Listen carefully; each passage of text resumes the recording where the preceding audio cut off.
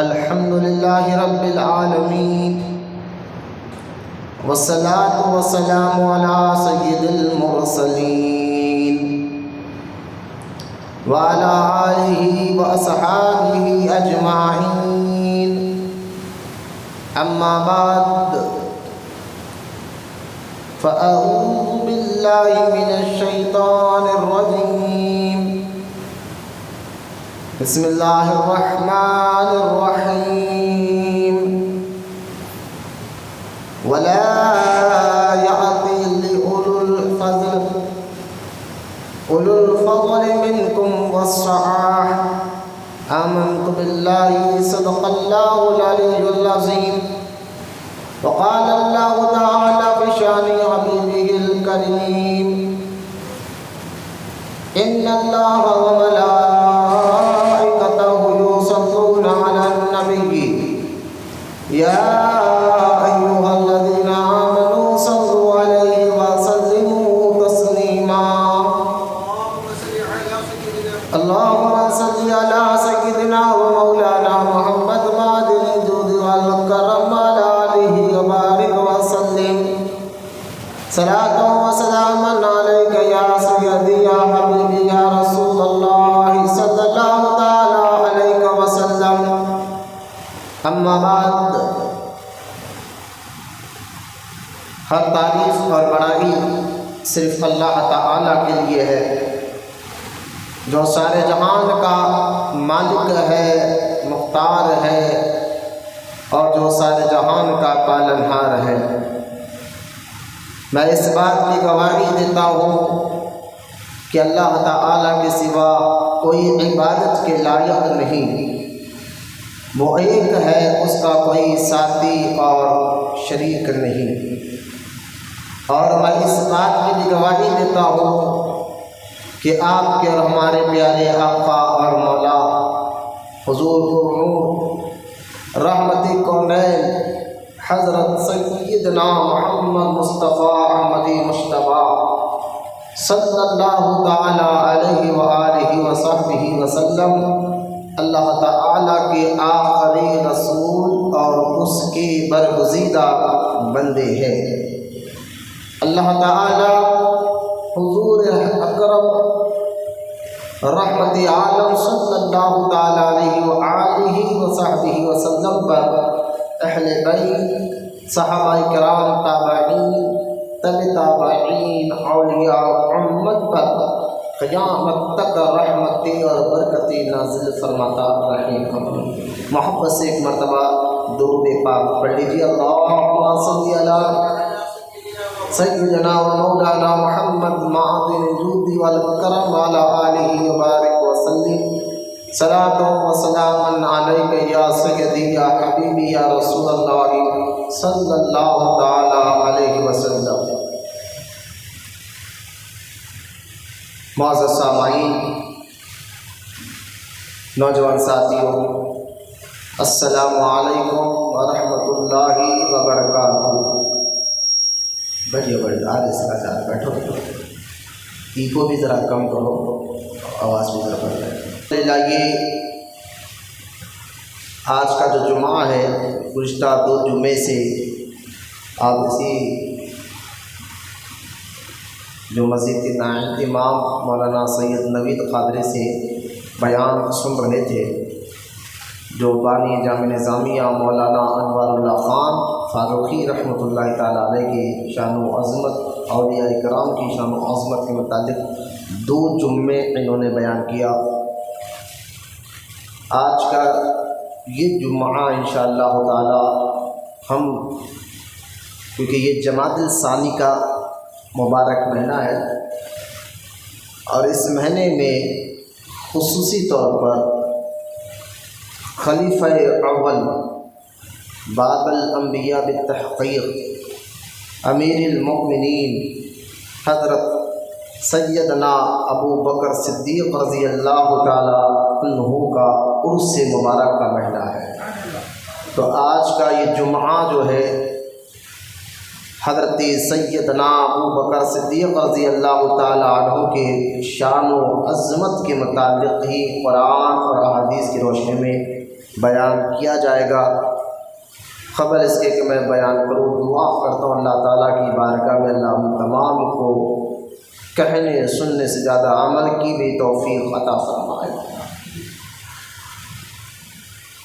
میں اپنے بیان کو شروع کروں، عادت ہے کہ پہلے درود پاک کی اہمیت آپ کے سامنے رکھتا ہوں، تاکہ درود ایک ایسا وظیفہ ہے ہر ایک مسلمان کو جو زیادہ پڑھا لکھا بھی نہ ہو لیکن اس کو درود پڑھنے میں آسانی ہے۔ ایک درود پاک ایک ایسا وظیفہ ہر ایک کو درود پڑھنے آتا ہے۔ درود پاک چھوٹا بچے سے ہو، ادھیڑ عمر جو بالکل پڑھا لکھا بھی نہ ہو لیکن اس کو کہو کہ درود پڑھو تو فوراً درود پڑھتا ہے، کیونکہ یہ درود پاک ایک ایسا وظیفہ ہے الحمدللہ ہر مسلمان اس کو پڑھتا ہے، یاد بھی رکھتا ہے۔ اور پھر درود پاک کی جو فضائل احادیث میں آئے ہیں، وہ جو انعامات اللہ پاک نے درود پڑھنے والوں کو دینے کے لیے کہا ہے، تو درود پاک جو آپ کو یاد ہے وہ درود پڑھو تو اللہ کا وہ انعام آپ کو مل کر رہتا ہے۔ جیسا کہ احادیث مبارکہ میں آتا ہے، رحمت کونین صلی اللہ تعالیٰ علیہ وسلم نے ارشاد فرمایا کہ جو مجھ پر ایک مرتبہ درود پڑھتا ہے اللہ تعالیٰ اس کو 10 نیکیاں عطا فرماتا ہے اور اس کے 10 گناہوں کو معاف فرماتا ہے، اور اس کے انشاءاللہ تعالیٰ جنت میں جب جائے گا تو اللہ اس کے 10 درجات کو بلند فرمائے گا، اس کے درجے بلند ہوتے ہیں۔ لہذا درود پاک کے بے شمار فضائل احادیث مبارکہ میں موجود ہے۔ درود پڑھنے والوں کو اللہ تعالیٰ گناہ معاف فرماتا ہے، نیکی عطا فرماتا ہے، درجات بلند فرماتا ہے۔ درود پڑھنے والوں کی اللہ تعالیٰ مشکلوں، مصیبتوں، پریشانیوں کو دور فرماتا ہے۔ یوں سمجھیے کہ جو درود پڑھتے رہتا ہے اللہ تعالیٰ اس کو دنیا میں بھی کامیابی عطا فرماتا ہے اور قبر میں بھی اس کو سوال اور جب جواب نکرین کریں گے قبر میں تو اس سوال جواب میں بھی اس کو آسانی عطا فرماتا ہے، اور انشاءاللہ تعالیٰ قیامت میں بھی درود پڑھنے والوں سے اللہ تعالیٰ راضی رہے گا۔ آئیے محبت اور عقیدت کے ساتھ ہم سب کے پیارے آقا کریم رحمت کونین صلی اللہ تعالیٰ علیہ وسلم کی بارگاہ اقدس میں درود پاک کا نذرانہ پیش کریں۔ سب مل کر پڑھیے اللہم صلی علی سیدنا و مولانا محمد معادن الجود والکرم وعلی آلہ وبارک وسلم، صلاۃ و سلام علیک یا سیدی یا حبیبی یا رسول اللہ صلی اللہ تعالیٰ علیہ وآلہ وصحبہ وسلم۔ درود پاک کی فضائل بیان کرنے کے بعد، کیونکہ میں نے بھی کہا کہ یہ مہینہ خاص طور سیدنا ابو بکر صدیق رضی اللہ تعالیٰ عنہ کے عرس مبارکہ کا مہینہ ہے، اور جب میں مدینہ منورہ کی حاضری سے پہلے الحمدللہ میں یہاں پر 5 جمعے لگاتار صحابہ کرام یعنی صحابی کس کو کہتے ہیں، قرآن میں اللہ تعالیٰ نے صحابہ کا کس طرح مقام و مرتبہ بیان فرمایا ہے، اور پھر صحابہ کے عقیدے کیا ہے، صحابہ کے اعمال کیا ہے، اس پر لگاتار 5 جمعے مکہ یا مدینہ پاک جانے سے پہلے میں نے یہاں بیان کیا، اور وہ انٹرنیٹ پر موجود بھی ہے۔ کیونکہ آج جس شخصیت کا جو بیٹے جو باہر جو بےچین مت ہونا ہے، جو جو میں باہر آواز برابر ہے، جو بےچین والوں کو اندر مت بھیجو۔ لہذا لگاتار 5 جمعے میں نے صحابہ اکرام کے فضائل اور ان کی اہمیت و شان و عظمت کے متعلق بہت سی باتیں بیان کیا ہے۔ آج کا یہ جمعہ صحابہ میں جو سب سے افضل صحابی ہے تمام صحابہ میں، ان کا نام ہے حضرت ابو بکر صدیق رضی اللہ تعالیٰ عنہ۔ ان کے متعلق ہی جو ہے میں آج آپ کے سامنے کچھ باتیں عرض کروں گا۔ جیسا کہ آپ دیکھیں جو آیت مبارک میں نے پڑھی ہے، یہ آیت مبارکہ سورہ نور ہے۔ پہلے میں اس آیت کا مختصر معنی اور اس کے ترجمہ اور اس کی تفسیر آپ کے سامنے بیان کرتا ہوں۔ اس کے بعد آپ کو ابو بکر صدیق رضی اللہ تعالیٰ عنہ کی شان و عظمت بھی سمجھ میں آ جائے گی۔ یہ قرآن کی آیت سورہ نور آیت نمبر 22 ہے۔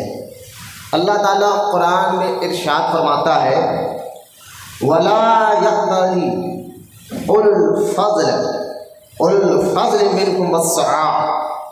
اللہ ارشاد فرماتا ہے اور قسم نہ کھائے، وَلَا يَأْتَلِ اور قسم نہ کھائے اولو الفضل جو تم میں فضیلت والے ہیں۔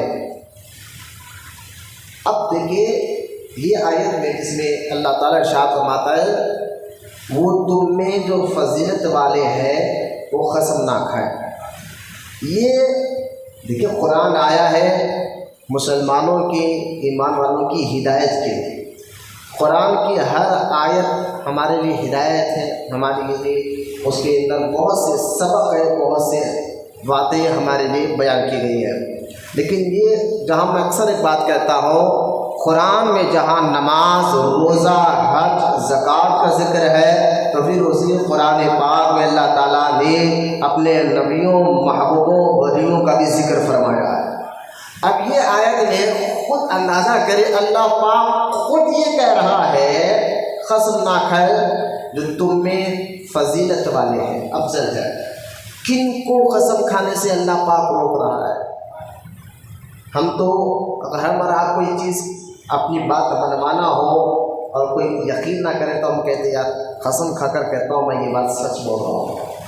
لیکن یہ کون ہے جن کو اللہ کہتا ہے کہ تم فضیلت والے قسم نہ کھائے، یعنی بغیر قسم کھائے بھی تمہاری بات بڑی پیاری ہوتی ہے۔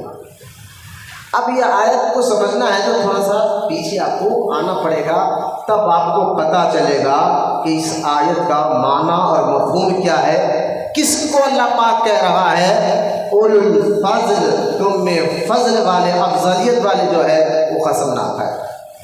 تو اس آیت کا معنی اور مطلب سمجھنے کے لیے تھوڑا سا میں آپ کو بتاتا ہوں واقعہ کیا ہے اور کیوں یہ آیت قرآن میں ہوتی ہے۔ واقعہ یہ ہے ہمارے اور آپ کے پیارے آقا کریم رحمت کونین صلی اللہ تعالیٰ علیہ وسلم جب بھی کسی جہاد میں جاتے تھے تو اپنے ساتھ کسی مقدس بیوی، یعنی ہمارے اور آپ کے پیارے آقا کریم علیہ السلام کے 11 مقدس بیویاں تھیں۔ پھر کہہ رہا ہوں ذہنوں کو پاک رکھیں، اپنے ذہن میں، اپنے سوچ میں قرآن کو لائیے، تصور میں قرآن کو لائیے۔ اس کے بعد یہ بات سنیں کہ ہمارے اور آپ کے نبی کے مقدس 11 بیویاں تھیں، کیونکہ ذہن پاک ہو کر بات سمجھیں گے یہ حضور کے 11 شادیاں کیوں کی، اس کی وجوہات بھی آپ سنیں گے تو آپ کا ایمان تازہ ہو جائے گا۔ اور موقع نہیں کہ اس پر میں آپ کو بات کروں، رمضان مبارک کے پہلے جمعے میں اکثر اس کی تفسیر کرتا ہوں۔ اللہ ہمیں آسانی کے ساتھ، خیر اور عافیت کے ساتھ رمضان جیسا مبارک ہم تمام کو مبارک مہینہ نصیب فرمائے، تب انشاءاللہ اس پر تفسیر ہوگی کہ حضور نے یہ 11 شادیاں کیوں کی تھی، اس کی وجہ کیا ہے۔ تو سرکار کی عادت مبارکہ یہ تھی کہ جب بھی آپ کسی جہاد میں جاتے تو اپنے کسی ایک مقدس بیوی کو ساتھ لے کر جاتے تاکہ وہ وہاں خیمے میں کام کاج کرے، وہاں دیر کرے۔ تو ایک جہاد سے حضور واپس آ رہے تھے اور آپ کے ساتھ آپ کی مقدس بیوی سیدہ عائشہ صدیقہ رضی اللہ تعالیٰ عنہا ساتھ تھی۔ توجہ فرمائیے آیت جس میں اللہ فرمایا تم میں جو اولو الفضل ہے وہ قسم نہ کھائے۔ اس آیت کو اترنے کی وجہ میں آپ کو بتا رہا ہوں، یہ واقعہ ہے جو میں سنانے جا رہا ہوں۔ قرآن یہ آیت اتری کیوں، اس کے پیچھے یہ واقعہ ہے۔ تو سرکار مدینہ علیہ السلام جب واپس آ رہے تھے تو جب اس زمانے میں سفر یا تو پیدل ہوتا تھا یا گھوڑوں پر یا اونٹوں پر ہوتا تھا، تو سرکار علیہ السلام کا یہ قافلہ سفر کرتے کرتے کرتے ایک جگہ تھوڑا سی تھکاوٹ دور کرنے کے لیے رکا۔ جیسا کہ ہم کبھی سفر میں جاتے ہیں تو سفر کبھی 500 کلومیٹر کا ہو یا 400-500 کلومیٹر کا، تو ہم 100-200 کلومیٹر جانے کے بعد کسی ہوٹل یا ڈھابے پہ رک کر تھوڑی تھکاوٹ اتارتے ہیں بس فریش ہونے کے لیے۔ اسی طرح سرکار علیہ السلام کا قافلہ ایک جگہ رکا اور تمام صحابہ تھوڑا آرام کرنے کے لیے تھے۔ تو جس اونٹ پر حضور کی مقدس بیوی بیٹھی ہوئی تھی، اس اونٹ کے اوپر ایک چاروں طرف کپڑا چھڑا ہوا ہے، جیسے کہ آپ نے دیکھا ہوگا کہ ایک ڈولا ہوتا ہے جس میں دلہن کو بٹھایا جاتا ہے، اس طرح سے ایک جھوپڑی کی طرح اونٹ کے اوپر چاروں طرف سے کپڑا، اس کے اندر حضور کی مقدس بیوی بیٹھی تھی۔ جب یہ قافلہ رکا تو حضور کی مقدس بیوی سیدہ عائشہ صدیقہ جو ہے اونٹ سے نیچے اتر کر جنگل کی طرف گئی اور وہاں پر گئے۔ ادھر نبی کریم علیہ السلام نے اپنے صحابہ سے کہا کہ چلو ہمیں یہاں سے نکلنا ہے۔ اب تمام صحابہ نے سواریوں کو اٹھایا، جس اونٹ پر اماں جان تمام مسلمانوں کی ماں سیدہ عائشہ بیٹھی تھی اس اونٹ کو بھی اٹھا لیا گیا، کیونکہ آپ بہت ہلکی پھلکی تھی تو پتہ نہیں چلا کہ وہ اونٹ پر ہے یا نہیں ہے، لہٰذا وہاں سے قافلہ نکل گیا، آگے بڑھ گیا۔ جب یہ قافلہ آگے بڑھ گیا تو سیدہ عائشہ صدیقہ رضی اللہ تعالی عنہا جب جنگل سے واپس آئی تو دیکھا کہ وہ قافلہ تو چلا گیا مجھے چھوڑ کر، تو آپ اسی جگہ بیٹھ گئی تاکہ آگے چل کر جب حضور کو پتہ چلے کہ اونٹ کے اس جھوپڑی میں سیدہ عائشہ نہیں ہے تو سرکار کسی کو بھیجے کہ مجھے بلانے کے لیے، تو اسی جگہ جس جگہ پر آپ چھوٹ گئی تھی اسی جگہ بیٹھ گئے۔ اب ہوا یہ کہ ہمارے اور آپ کے پیارے نبی پاک علیہ السلام کی عادت مبارکہ یہ تھی کہ قافلے میں جب بھی کوئی قافلہ جاتا تو سب سے پیچھے ایک صحابی کو رکھتے تھے حضور، تاکہ اگر قافلہ آگے بڑھ بھی جائے پیچھے آنے والے ان کا سامان کچھ گر بھی پڑ جائے تو یہ اٹھا کر واپس لے کر آتے تھے۔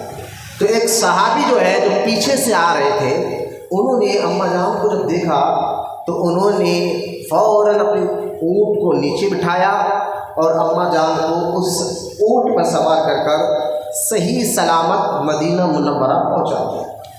اب غور کر کے واقعہ ہوا کہ یہ صحابہ نے دیکھا نہیں تھا کہ وہ اونٹ پہ سید اماں جان نہیں ہے، وہ قافلہ چلا گیا تھا، لیکن اس صحابی نے بڑے عزت ادب کے ساتھ پھر صحیح سلامت اس قافلے سے لا کر ملا دیا۔ جب یہ ہو گیا سیدہ عائشہ گھر آ گئی مدینہ پاک میں تو منافقین جو ہے منافق مدینہ پاک کے جو منافق تھے جس کا نام منافقوں کا جو سردار تھا عبداللہ بن ابی اس کا نام تھا، یہ تو موقع تلاش کرتے رہتا تھا کہ کس طرح ہمارے نبی پاک علیہ السلام کی شان عظمت عزت پر حملہ کر معاذ اللہ لوگوں کی نظریں میں حضور کی امیج کو معاذ اللہ گرایا جائے۔ آج کل دیکھیں دشمن ہمارے بھی ہوتے ہیں تو دشمن ہمارے کو گرانے کے لیے ہر کام کرتا ہے، یعنی ہماری عزت گرانے کے لیے ہر طریقے کا کام کرتا ہے۔ تو منافقین کون ہیں؟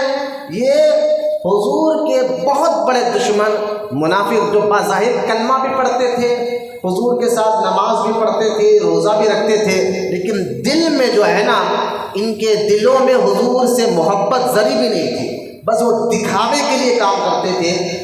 اس کا ذکر قرآن میں اللہ پاک نے سورہ منافقون میں کیا ہے 28ویں پارے میں، اور یہ بہت بڑی ڈیٹیل ہو جائے گی کہ منافق کی عادت کیا تھی، وہ کیا حرکتیں کرتے تھے، تو اس پر بیان ہونا چاہیے۔ تو میں نے اس پر بھی الحمدللہ 4 جملے بیان کیے ہیں منافقین کے بارے میں۔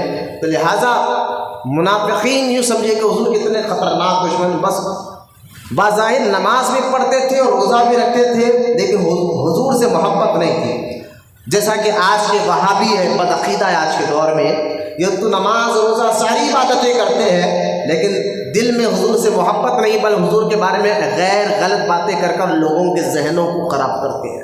تو خیر منافقین میں سے عبداللہ بن ابی نے جب اس کو یہ معلوم ہوا تو اس نے ایک غلط بات مدینہ پاک میں پھیلا دی اماں جان کے متعلق، سیدہ عائشہ صدیقہ کے متعلق معاذ اللہ گندی اور تہمت لگا دی، اور لگا کر سارے مدینے میں افواہ پھیلا دی کہ دیکھو کہ یہ سیدہ عائشہ جنگل میں چھوٹ گئی تھی اور اکیلی تھی، اس طرح کے غیر ضروری باتیں کر سارے مدینے میں بات پھیلا دی۔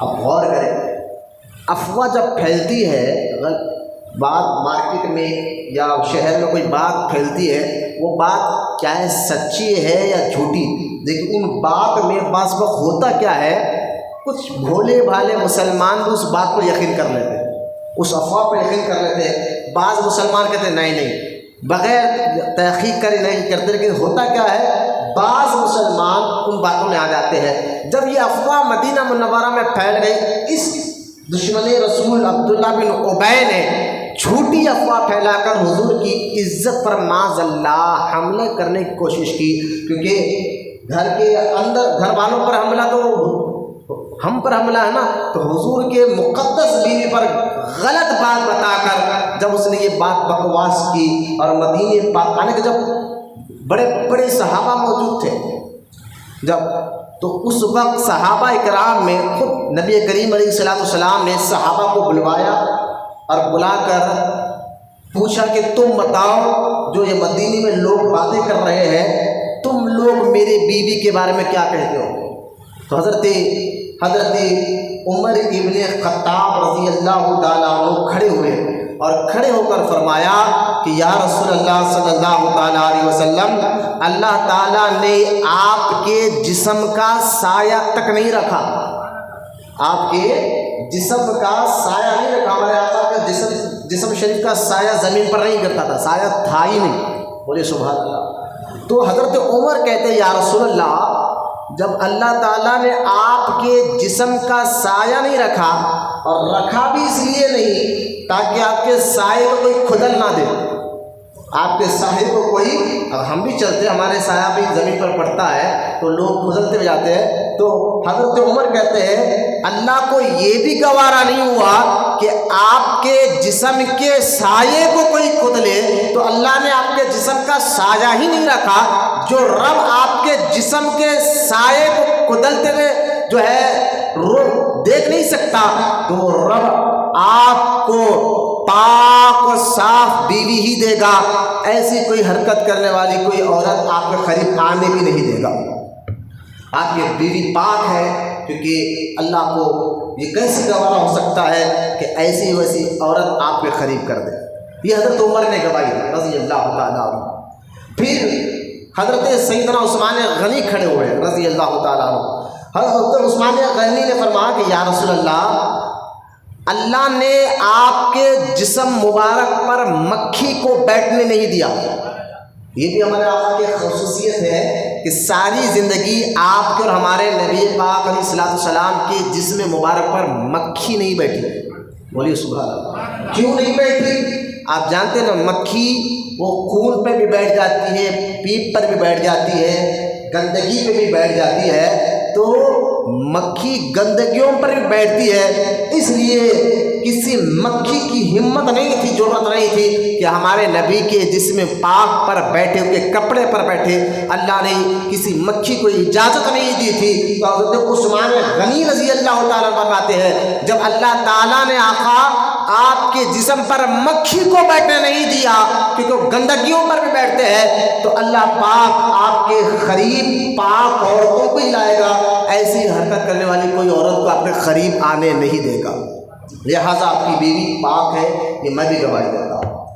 اب اس کے بعد مولا کائنات علی المرتضیٰ رضی اللہ تعالیٰ عنہ کھڑے ہوئے اور کھڑے ہو کر کہے کہ یا رسول اللہ صلی اللہ علیہ وسلم، ایک مرتبہ آپ کے جوتی مبارک کو، حضور جو نالین کہو، جوتا مبارک کو حضور جو پہنا کرتے تھے، تو اس جوتی مبارک کو جوں، سمجھتے ہیں نا جو سروں میں جوں کا خون لگ گیا ہے۔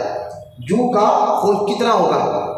جو جب لگتے تھوڑا بہت خون ہے نا، جو کا خون آپ کی جوتی مبارک کو لگا تو اللہ تعالیٰ نے فرمایا حبیب یہ جوتا اتار دے۔ اللہ نے فرمایا حبیب یہ جوتا اتار دے۔ تو جو رب آپ کے جوتی مبارک کو خون کا ایک ٹکا لگے تو فوراً کہہ دے کہ یہ جوتا اتار دے، تو وہ رب کیسے گوارا کر سکتا ہے کہ آپ کی مقدس اور پاک بیوی جو ہے معاذ اللہ وہ غلط ہو؟ لہٰذا میں گواہی دیتا ہوں کہ آپ کی بیوی پاک ہے، مقدس ہے۔ بولے محبت سبحان، کیونکہ صحابہ اکرام یہ باتیں، یہ گواہی دی۔ خود حضور صلی اللہ تعالیٰ علیہ وسلم نے خاموشی اختیار کی، چاہتے تو حضور یہ کہہ دیتے نا، زبان سے یہ کہہ دیتے تو میری بیوی تو بھی بات بنتی تھی، لیکن بات دیکھے حضور اگر کہہ دیتے تو منافق کہتے دیکھو اپنی بیوی کی بات ہے تو بول رہے، لہذا اسی لیے حضور خاموشی اختیار فرمایا۔ لیکن اللہ تعالیٰ نے اسی وقت قرآن میں سورہ نور میں 18 آیتیں اتاری. کتنی آیتیں؟ 1 2 3 4 نہیں 18 آیتیں اتاری. اور آیتیں اتار کر اللہ تعالیٰ نے فرمایا اے حبیب پاک لوگوں کے لیے پاک بیویاں ہے، لہٰذا تیری بیوی پاک ہے. خود اللہ تعالیٰ نے حضور کی مقدس بیوی ابو بکر صدیق کی بیٹی سیدہ عائشہ صدیقہ رضی اللہ تعالیٰ عنہا کی پاکی کے لیے قرآن میں 18 آیت اتاری. بولے محبت سے سبحان اللہ. اب ہوا یہ، میں یہاں تک کہ یہ واقعہ سمجھ گیا کہ حضور کی مقدس بیوی پر افواہ پھیلی. ہوا یہ کہ ایک صحابی تھے، ایک صحابی جو جن کے نہ ماں تھے نہ باپ تھے، بچپن سے ان کو حضرت ابو بکر صدیق نے پالا تھا. نہ ان کے باپ تھے نہ ماں کے خاندان نہیں تھا. ان کے کھانے پینے کا خیال، ان کے پڑھنے کا، کپڑوں کا خیال حضرت ابو بکر صدیق رکھا کرتے تھے. اندازہ کر جو بچپن سے جس کو ابو بکر صدیق نے پالا، وہ صحابی منافقین کے باتوں میں آ گئے تھے. منافقین جب مدینہ میں پھیلا دیا، افواہ جب پھیلتی ہے تو بھولے بھالے مسلمان بھی باتوں میں آ جاتے ہیں. بعض لوگ کسی کو بدنام کرتے ہیں تو بدنام کرتے ہیں تو ارے بھائی ہم تو نہیں معلوم تھا. بھائی نہیں معلوم تھا الگ بات ہے کہ تحقیق کرو، لیکن یہ سنا سنی باتوں میں آ کر کسی پر عیب نہ لگاؤ.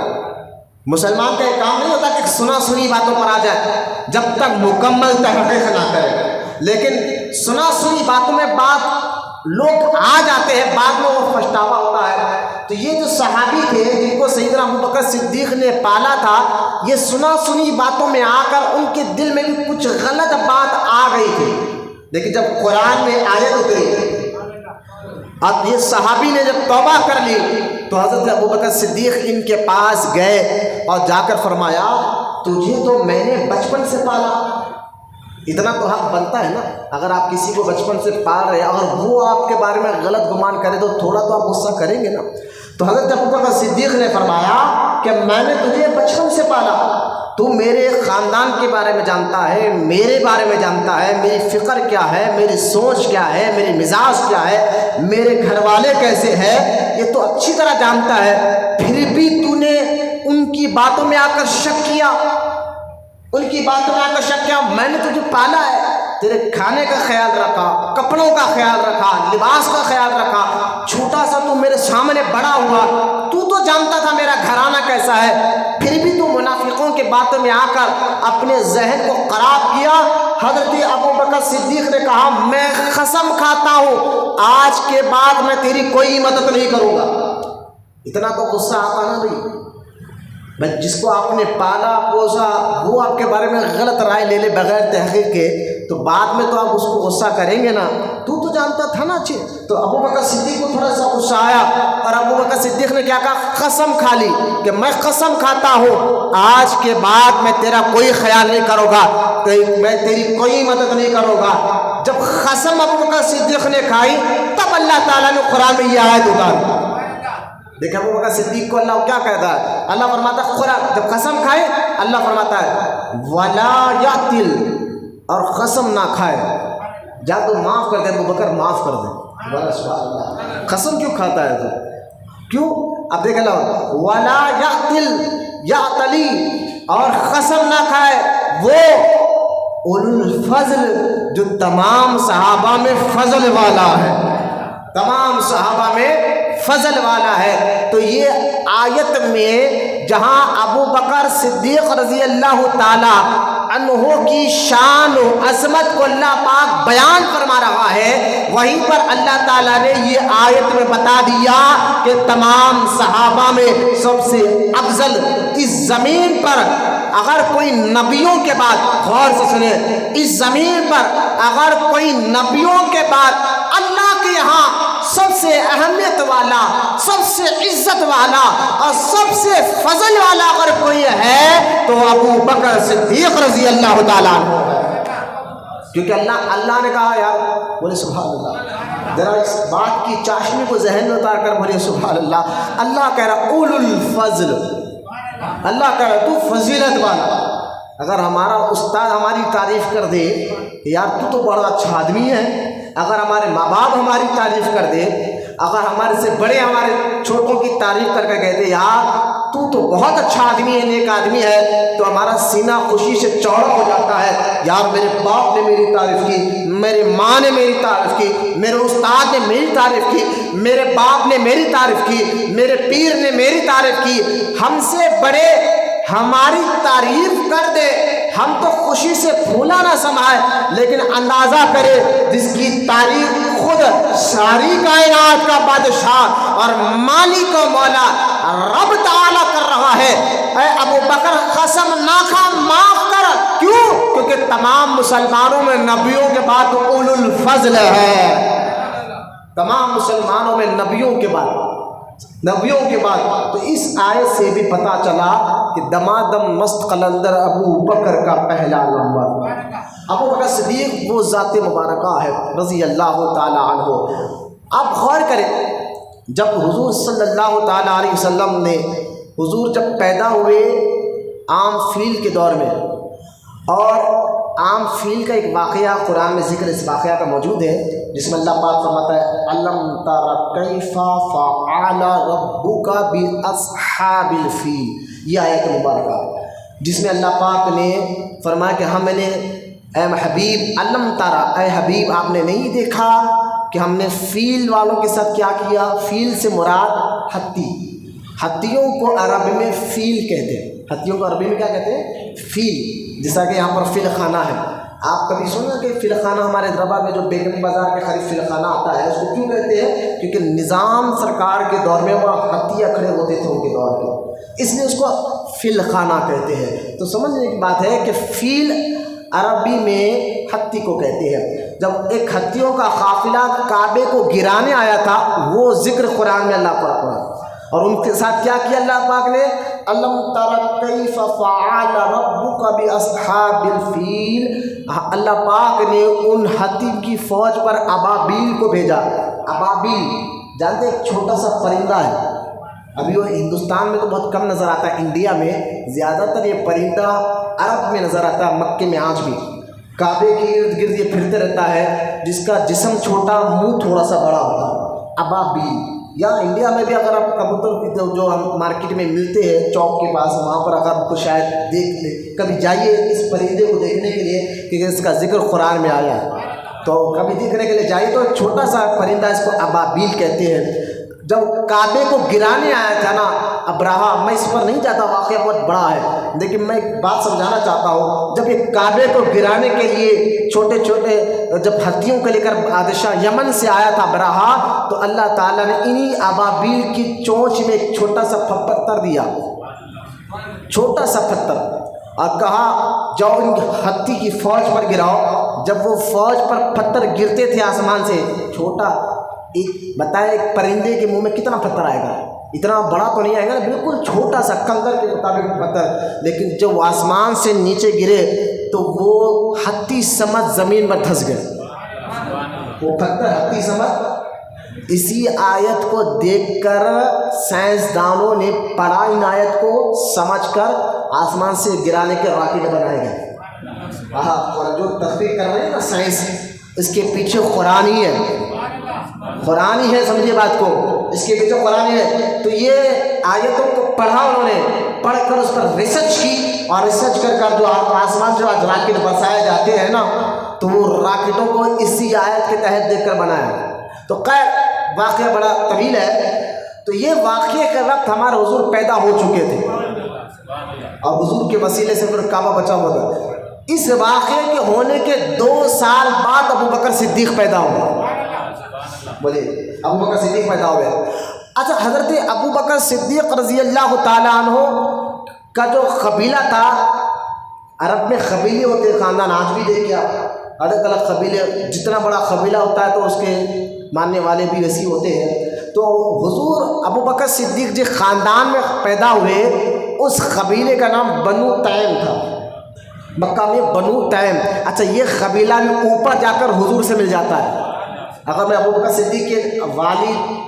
صدیق کے والد کا نام حضرت عثمان ہے، یہ صحابی ہوئے سیدنا عثمان، اور ان کا کنیت ابو قحافہ ہے. اور پھر ان کے دادا پردادا تک جائے تو اوپر جا کر ابو بکر صدیق کا شجرہ حضور سے مل جاتا ہے. خیر، حضرت ابوبکر صدیق رضی اللہ تعالیٰ عنہ جب پیدا ہوئے اور جب آپ کی عمر 7 سال کی ہوئی تو 7 سال کی عمر میں جب جہالت کا دور تھا، جہالت کا دور سمجھتے آپ، جب ہمارے اور آپ کے آقا علیہ الصلوۃ والسلام نے اپنے نبی ہونے کا اعلان نہیں کیا تھا، اس دور کو جہالت کا دور کہتے ہیں۔ اور اس جہالت کے دور میں 3 کام بہت زیادہ ہوتے تھے۔ جب نبی ہمارے آپ کے نبی نے 40 سال کی عمر میں اپنے نبی ہونے کا اعلان کیا، پھر ان کاموں کو رکایا، لیکن اس سے پہلے جب حضور نے ابھی نبی ہونے کا اعلان نہیں کیا تھا، اس دور کو جہالت کا دور ہے، اور اس جہالت کے دور میں 3 کام سارا مکہ کھلم کھلا کرا کرتا تھا۔ 3 کام بہت کھل کر کرتا تھا۔ وہ 3 کام کیا ہے؟ ہر کوئی عرب میں وہ کام کرتا تھا، ہر کوئی۔ جب ہمارے آقا علیہ الصلوۃ والسلام نے جب اعلان نبوت فرمایا، ہاں حضور کی ذات مبارکہ تو ان 3 کاموں سے پاک تھی، لیکن میں عام لوگوں کی بات کر رہا ہوں۔ وہ 3 کام کیا ہے؟ ایک بتوں کی عبادت، دوسرا شراب پینا، تیسرا زنا کرنا۔ یہ کام اس دور میں عیب ہوتا ہی نہیں تھا، لیکن ابوبکر صدیق کو اللہ تعالیٰ نے کیونکہ پہلے سے ہی چنا تھا اپنے حبیب کے ساتھ رہنے کے لیے، اللہ پاک نے ان 3 کاموں سے ابوبکر صدیق کی حفاظت ہر وقت کی ہے۔ ابوبکر صدیق فرماتے ہیں نہ میں نے ابھی تو حضور کے ہاتھ پر انہوں نے کلمہ پڑھا بھی نہیں تھا، لیکن پھر بھی ابوبکر صدیق نے اپنی جوانی میں کسی بت کے آگے سجدہ نہیں کیا۔ اب دیکھیں حضرت ابوبکر صدیق کی عمر جب 7 سال کی ہوئی تو آپ کی ماں نے، آپ کو والد نے کیا کیا؟ اپنے بیٹے ابوبکر کو لیا۔ حضرت ابوبکر کا نام یہ ابو بکر، ابو کہتے ہیں تنہا، ابو کہتے ہیں باپ کو، بکر کہتے ہیں تنہا جو سب سے الگ ہو، لیکن ابو بکر یہ آپ کی کنیت ہے، آپ کا اصل نام تھا عبداللہ۔ ابوبکر صدیق کا اصل نام کیا تھا؟ عبداللہ تھا۔ تو خیر آپ کے والد نے اپنی بیوی سے کہا کہ آج ابو بکر کو تیار کرو، میں کعبے پر لے جا کر ان کو بتاؤں گا کہ بت کیا ہے، کیونکہ عرب کے لوگ ہر ایک بت کو الگ الگ نام سے پکارتے تھے۔ پانی والا بت الگ تھا، پانی برسانے والا، اور کھانا دینے والا، پریشانی ہٹانے والا، اور سب سے بڑا جو بت تھا جو عرب کے لوگ جس کی عبادت کرتے تھے اس کا نام حبل تھا۔ لہٰذا اپنے بیٹے ابوبکر کو لے کر آپ کے والد کعبے کے پاس گئے اور فرمایا بیٹا یہ لات ہے، یہ عزا ہے، یہ حبل ہے۔ ابوبکر نے فرمایا کہ بابا جان یہ ہے کیا؟ اب دیکھیں بچپن سے اللہ پاک نے ابوبکر کی مزاج کو کیسے پاک و صاف رکھا تھا۔ کیوں کہ اللہ تعالیٰ جانتا ہے کہ یہ ساتھ ابوبکر کا میرے حبیب کے ساتھ رہنے والا ہے۔ اب غور کریں تو آپ نے فرمایا ابوبکر سے 7 سال کا بچہ سوال کر رہا ہے باپ سے، یقیناً 6-7 سال کے بچے اپنے ماں باپ سے سوال نہیں کرتے، جو کہتے ہیں وہ کر بتاتے ہیں، لیکن جن کی مزاج کو پہلے سے اللہ تعالیٰ نے پاک رکھی ہو، تو لہٰذا حضرت ابوبکر کے باپ نے کہا یہ حبل ہے، یہ لات ہے، یہ عزا ہے، یہ ہمارے خدا ہے، ان کو تم سجدہ کرو۔ حضرت ابوبکر نے فرمایا کہ ابا جان یہ بتائے یہ ہمیں دیتے کیا ہے، کرتے کیا ہے؟ فرمایا کہ بیٹا یہ کھانا دیتا ہے، یہ بت پانی برساتا ہے، یہ حبل جو ہے یہ ہم سب سے بڑا بت ہے، یہ ہماری پریشانیوں کو ہٹاتا ہے، لہٰذا یہ ہمارا خدا ہے، اس کو سجدہ کیا کرو۔ یہ کہہ کر آپ کے والد تھوڑا ہٹے۔ حضرت ابوبکر 7 سال کی عمر میں ہے، ذہن کو دیکھ کے اللہ پاک نے کیسا صاف پاک رکھا تھا۔ حضرت ابوبکر صدیق رضی اللہ تعالیٰ عنہ نے بت کے پاس گئے، فرمایا میں پیاسا ہوں مجھے پانی دے۔ اب بدھ کو جا کر کہہ رہے ہیں عقل دیکھیں، عقل 7 سال کے بچے کی، یقیناً آپ کہیں گے مولانا یہ عقل بتا رہی ہے کہ یہ کوئی عام بندہ نہیں، خاص اللہ کا بندہ ہے، اس لیے تو ایسے سوال کر رہا ہے، یہ خاص بندہ جس پر نہیں۔ اس لیے میں اکثر کہتا ہوں نا، بزرگان دین کو اگر آپ پڑھ کر دیکھیں، جو عام بچے ہوتے ہیں جو 6-7 سال کی عمر میں ان کی عقل تو ابھی بالغ ہوتے رہتی ہے، اتنی سمجھ نہیں رہتی، لیکن اللہ کے نیک اور محبوبوں میں اور عام بچوں بچوں میں فرق یہ ہوتا ہے، عام چھوٹا سا بچہ 3 سال 4 سال کی عمر میں کیا عقل کی بات کرے، لیکن اللہ کے محبوبوں کے بات یہ ہوتی ہے وہ ہوتے 3-4 سال کے، لیکن بڑے بڑوں کی عقلیں ان کے سامنے حیران ہو جاتی ہے۔ یہ خاصیت ہے، سمجھیے بات کو، جس پر اللہ خصوصی کرم فرماتا ہے، ان کو بچپن سے ان سے کچھ الگ ہی رکھتا ہے بچپن سے۔ لہذا حضرت ابوبکر نے سوال کیا، تو اگر میرا خدا ہے تو پانی دے، پھر کسی سے کہا تو خدا ہے تو کھانا دے، کوئی جواب نہیں آیا۔ ہاتھ میں پتھر لے لیا اور لے کر کہا اگر تو خدا ہے اور تو مصیبتوں سے ہمیں بچاتا ہے، میں تجھے پتھر مارتا ہوں، تم مجھ سے بچ کے بتا۔ یہ کہہ کر پتھر مارا اور ایک بدھ کے ہاتھ ٹوٹ گیا۔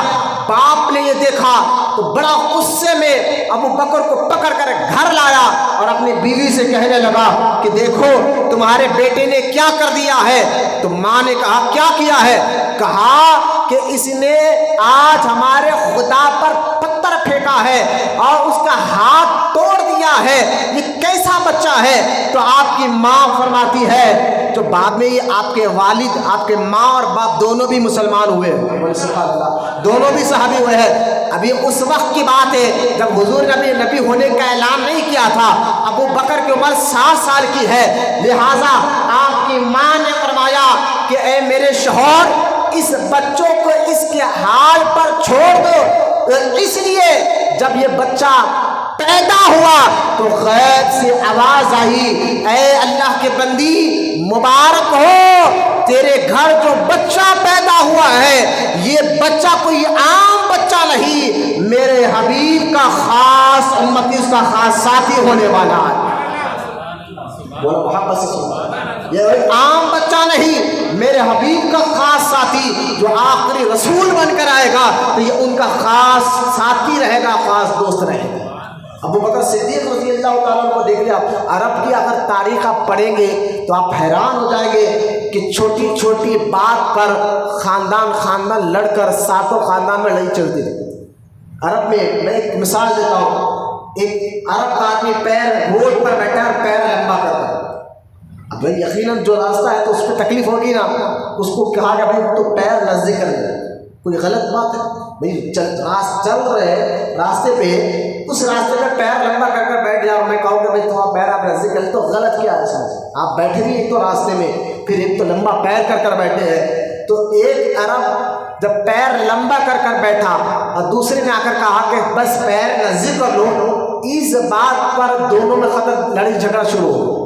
اور یہ اچھا لڑائی جھگڑا ایسا نہیں کہ اس وقت تو میں ہو کے بات کرنا، یہ ان کے بچے کو مارتا، یہ ان کے 7 خاندان تک لڑائی جھگڑے چلتے تھے۔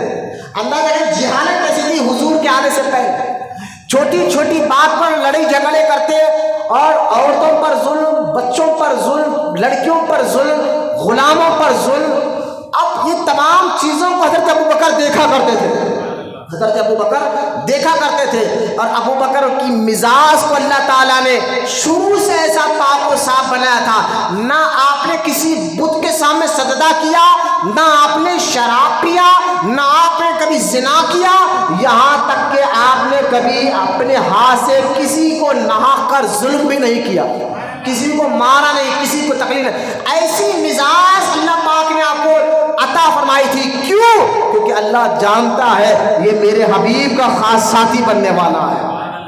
اچھا دیکھیں، اب اسی درمیان حضرت ابوبکر صدیق کا دوستانہ ہمارے نبی سے ہو گیا، سبحان اللہ۔ کیونکہ ابھی ہمارے نبی کی عمر یوں سمجھے کہ ابوبکر صدیق کی عمر اگر 35 سال ہے تو حضرت ہمارے آقا کی عمر جو ہے نا 2 سال بڑھ کے 37 ایئر، ٹھیک ہے، کیونکہ حضرت ابوبکر ہمارے نبی سے عمر میں 2 سال چھوٹے ہیں۔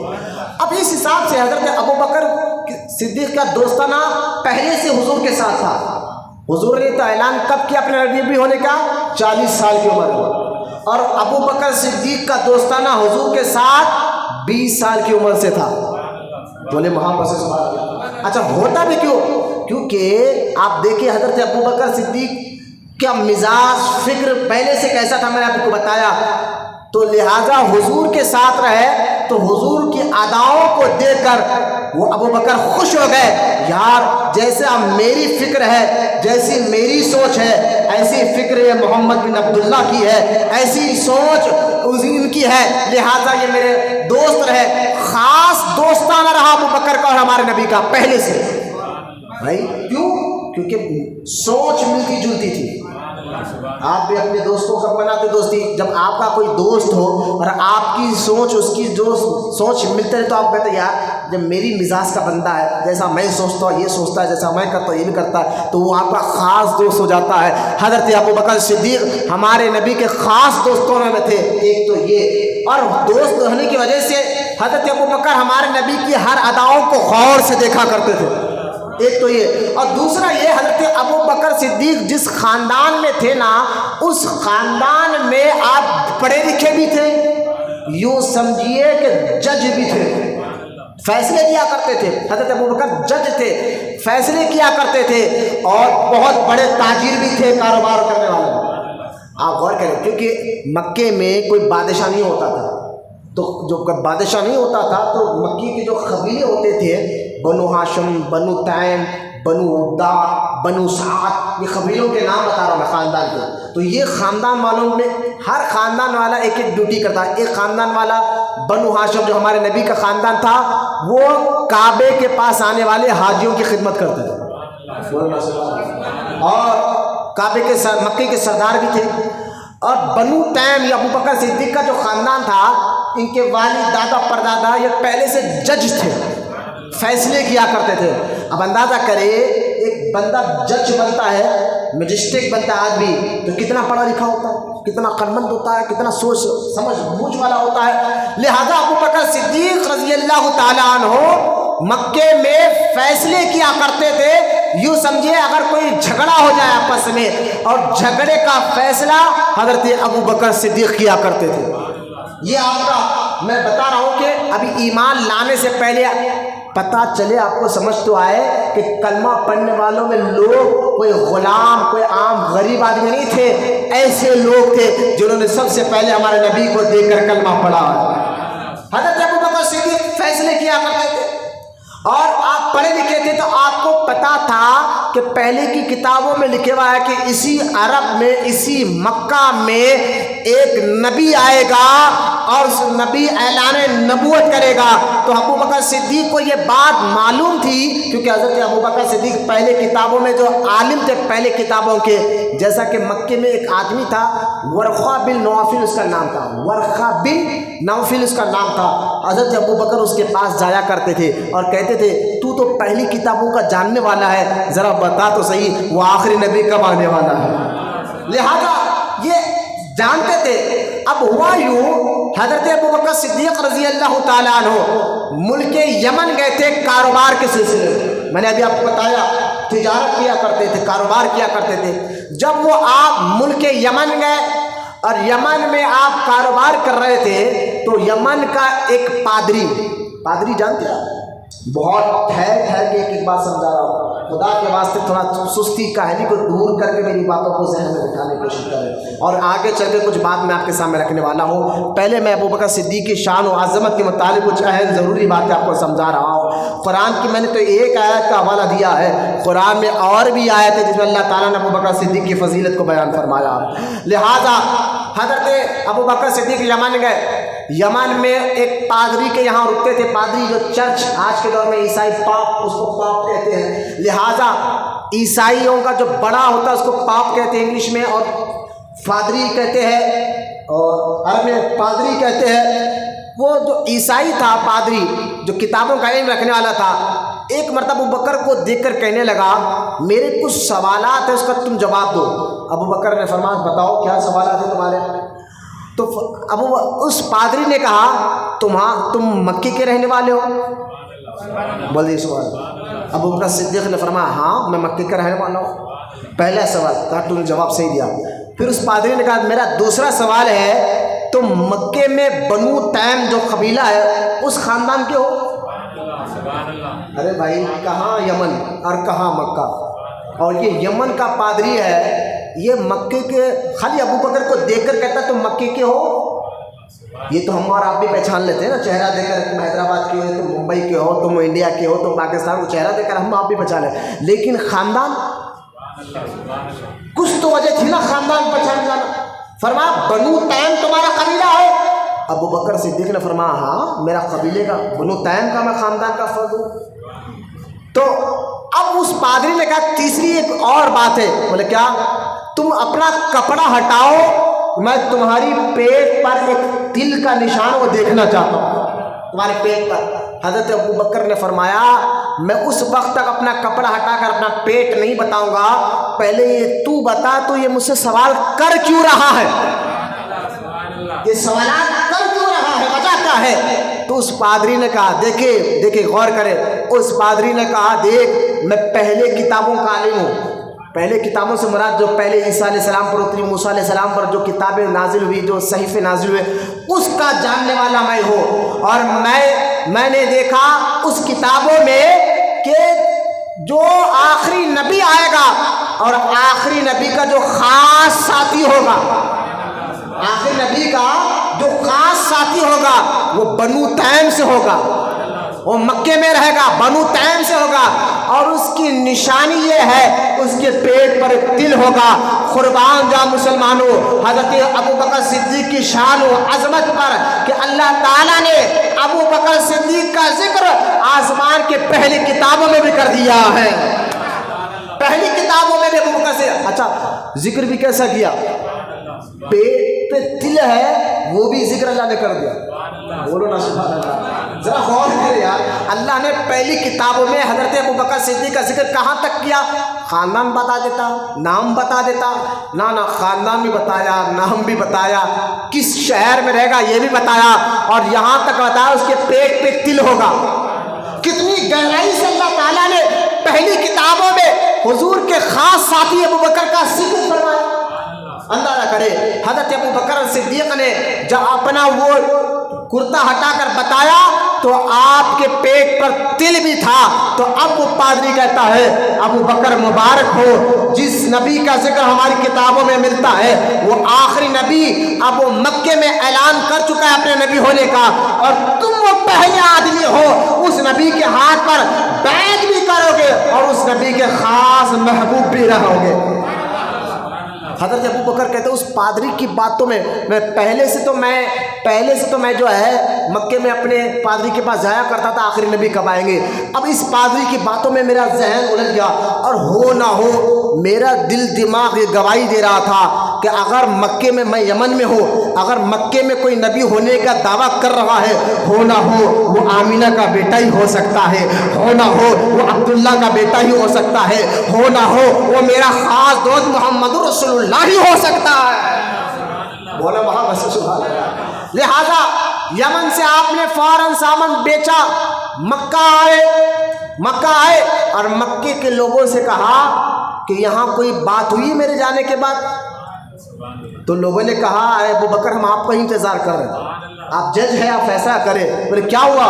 کہا جس کے تم خاص دوست ہو، جس کے تم خاص دوست ہو، اور ہاں انہوں نے نبی ہونے کا اعلان کر دیا ہے، رسول ہونے کا اعلان کر دیا ہے. وہ ایک خدا کی دعوت دیتے ہیں، کہتے ہیں بتوں کی عبادت نہیں ایک رب کی عبادت کرو. یہ کیسے ہو سکتا ہے؟ فیصلہ آپ کرے. حضرت ابو بکر صدیق رضی اللہ تعالیٰ عنہ نے فرمایا اچھی بات ہے میں فیصلہ کرتا ہوں، پہلے یہ تو بتاؤ وہ میرے خاص دوست ہے کہاں پر، ہے کہاں پر، ایڈریس تو دو. کہا وہ تو اپنے گھر میں ہے. آپ کو جب یہ معلوم ہوا فوراً آپ سیدہ طیبہ بی بی خدیجۃ الکبریٰ رضی اللہ تعالیٰ عنہ کے گھر گئے. اب دروازہ کھٹکھٹایا، جب دروازہ کھٹکھٹایا حضور نے دروازہ کھولا، سامنے ابو بکر صدیق کھڑے ہیں. حضور نے ابو بکر کو دیکھ کر فرمایا اے ابو بکر میں اللہ کا رسول ہوں، اے ابو بکر میں اللہ کا رسول ہوں، لہذا تم گواہی دو گے. حضرت ابو بکر صدیق نے کوئی ثبوت نہیں پوچھا، کوئی دلیل نہیں پوچھی، بس جیسے ہی حضور نے کہا میں اللہ کا رسول ہوں، فوراً حضرت ابو بکر صدیق نے فرمایا اشہد ان لا الہ الا اللہ واشہد ان محمدً عبدہ ورسولہ. اس لیے ہمارے نبی فرماتے ہیں جس کو میں نے اسلام پیش کیا، انہوں نے کسی نے وقت مانگا کہ آپ مجھے تھوڑا سا وقت دیجیے، میں سوچ سمجھ کر کلمہ پڑھتا ہوں۔ کسی نے کہا اگر آپ نبی ہے تو چاند کے ٹکڑے کر کے بتائیے، کسی نے کہا اگر آپ نبی ہے تو جھاڑ کو بلا کر بتائیے، کسی نے کہا اگر آپ نبی ہے تو پتھر سے کلمہ پڑھ کر بتائیے، کسی نے کہا اگر آپ نبی ہے تو پتھر کو پانی پر چلا کر بتائیے۔ حضور فرماتے ہیں ہر کسی نے مجھ سے دلیل مانگی، آپ نبی ہے تو یہ کر کر بتائیے، آپ نبی ہے تو وہ کر کر بتائیے، سوائے ابو بکر کے۔ جب میں نے کہا ابو بکر میں اللہ کا رسول ہوں تو بغیر دلیل کے اگر کسی نے کلمہ پڑھا ہے وہ ابو بکر صدیق ہے۔ بولے محبت سے سبحان اللہ۔ یہ حضرت ابو بکر صدیق کی شان و عظمت۔ سرکار ابو بکر صدیق سب سے پہلے کلمہ پڑھا، اس زمین پر سب سے پہلے مسلمان کا نام ابو بکر صدیق ہے۔ نبیوں، اس لیے نبیوں کے بعد سب سے اونچا مقام ابو بکر صدیق کا ہے رضی اللہ تعالیٰ۔ آپ نے کلمہ پڑھا اور کلمہ پڑھنے کے بعد فرمایا حضور آپ رسول ہیں، میں جانتا تھا آپ کے پہلے سے میں آپ کے ساتھ رہا ہوں، آپ کی مزاج میں نے دیکھا ہے، آپ کے اخلاق میں نے دیکھا ہے، آپ کی عادتوں کو میں نے دیکھا ہے، تو میرا دل گواہی دیتا تھا جو ایسی مزاج کا مالک ہو، جو پہلی کتابوں میں جس نبی کا ذکر ہو نہ ہو آپ ہی ہو سکتے ہیں، کیونکہ آپ کی عادتیں ویسی ہیں، آپ کے اخلاق ایسے ہیں۔ لہٰذا کلمہ پڑھنے کے بعد پھر بھی کہا، ابو بکر صدیق نے فرمایا یا رسول اللہ میں تو نے کلمہ پڑھ لیا ہے، لہٰذا آپ پھر بھی میرے یقین کو اور مضبوط کرنے کے لیے آپ کچھ بتائیے تو صحیح، آپ رسول ہے۔ سرکار نے فرمایا ابو بکر تم تو یقین کرتے ہو، تمہارے یقین کو اور مضبوط کرنے کے لیے میں کہہ دیتا ہوں میں کیسا رسول ہوں۔ سنو ابو بکر، میں وہی رسول ہوں ابھی یمن میں جو پادری نے تم سے کہا تھا۔ بولو نا سبحان اللہ۔ آج وہابی کہتا ہے نبی کو دیوار کے پیچھے کا علم نہیں ہوتا، میں کہتا ہوں وہابیوں ڈوب رہو چلو بھر پانی میں۔ ابو بکر صدیق کو سرکار فرماتے ہیں ابو بکر یمن میں جو باتیں اس پادری نے تم سے کی ہے وہ ساری باتیں مکے میں حضور نے ابو بکر کو بتا دیا ہے۔ بولو محبت سے سبحان اللہ۔ یہ حضرت ابو بکر، اس کے بعد دیکھیں حضرت ابو بکر صدیق رضی اللہ تعالیٰ ہمیشہ حضور کے ساتھ رہا۔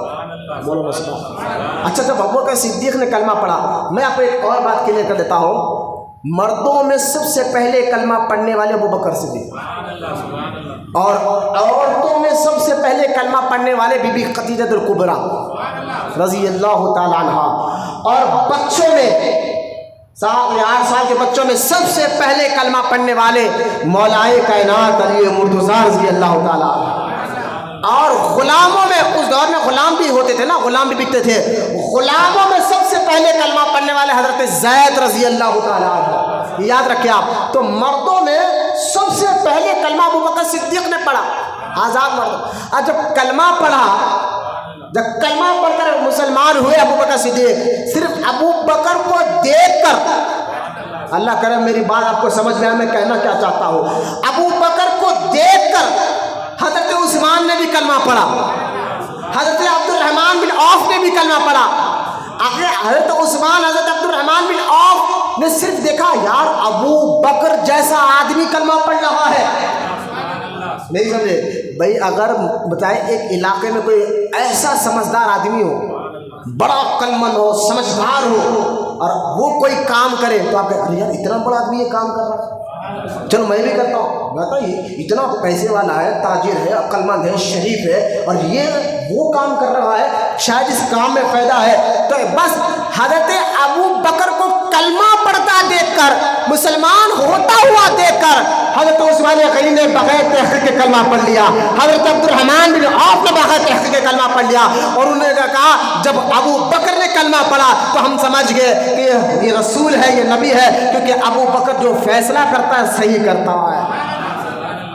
یہ حضرت ابو بکر کی امیج تھی مکہ میں، یہ مقام و مرتبہ تھا مکہ میں حضرت ابو۔ اچھا آپ کا نام ایک ابو بکر کا نام ہے حضرت، میں نے ابھی بتایا ابو باپ کو کہتے ہیں ربی، بکر تنہا کو کہتے ہیں، یہ آپ کی کنیت ہے، نام نہیں، آپ کا نام تو عبداللہ تھا، لیکن آپ کا ایک لقب ہے صدیق۔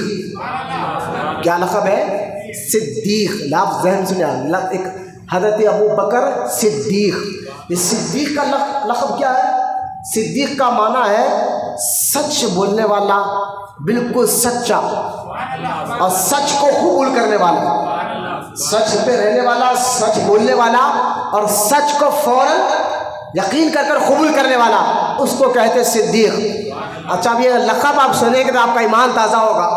جب آپ کر ہمارے آقا صلی اللہ تعالی علیہ وسلم معراج کی رات رب کا دیدار کر واپس آئے اور آ کر مکے میں اعلان کیا کہ میں ایک رات کے چھوٹے سے حصے میں یہاں سے مسجد اقصیٰ بھی گیا، پھر وہاں سے آسمانوں پر گیا، جنت بھی دیکھا، دوزخ بھی دیکھا، ساری کائنات کے بنانے والے رب کو بھی دیکھ کر آیا ہوں. جب یہ اعلان ہمارے نبی نے اعلان کیا تو تمام مشرکین ہنسنے لگے.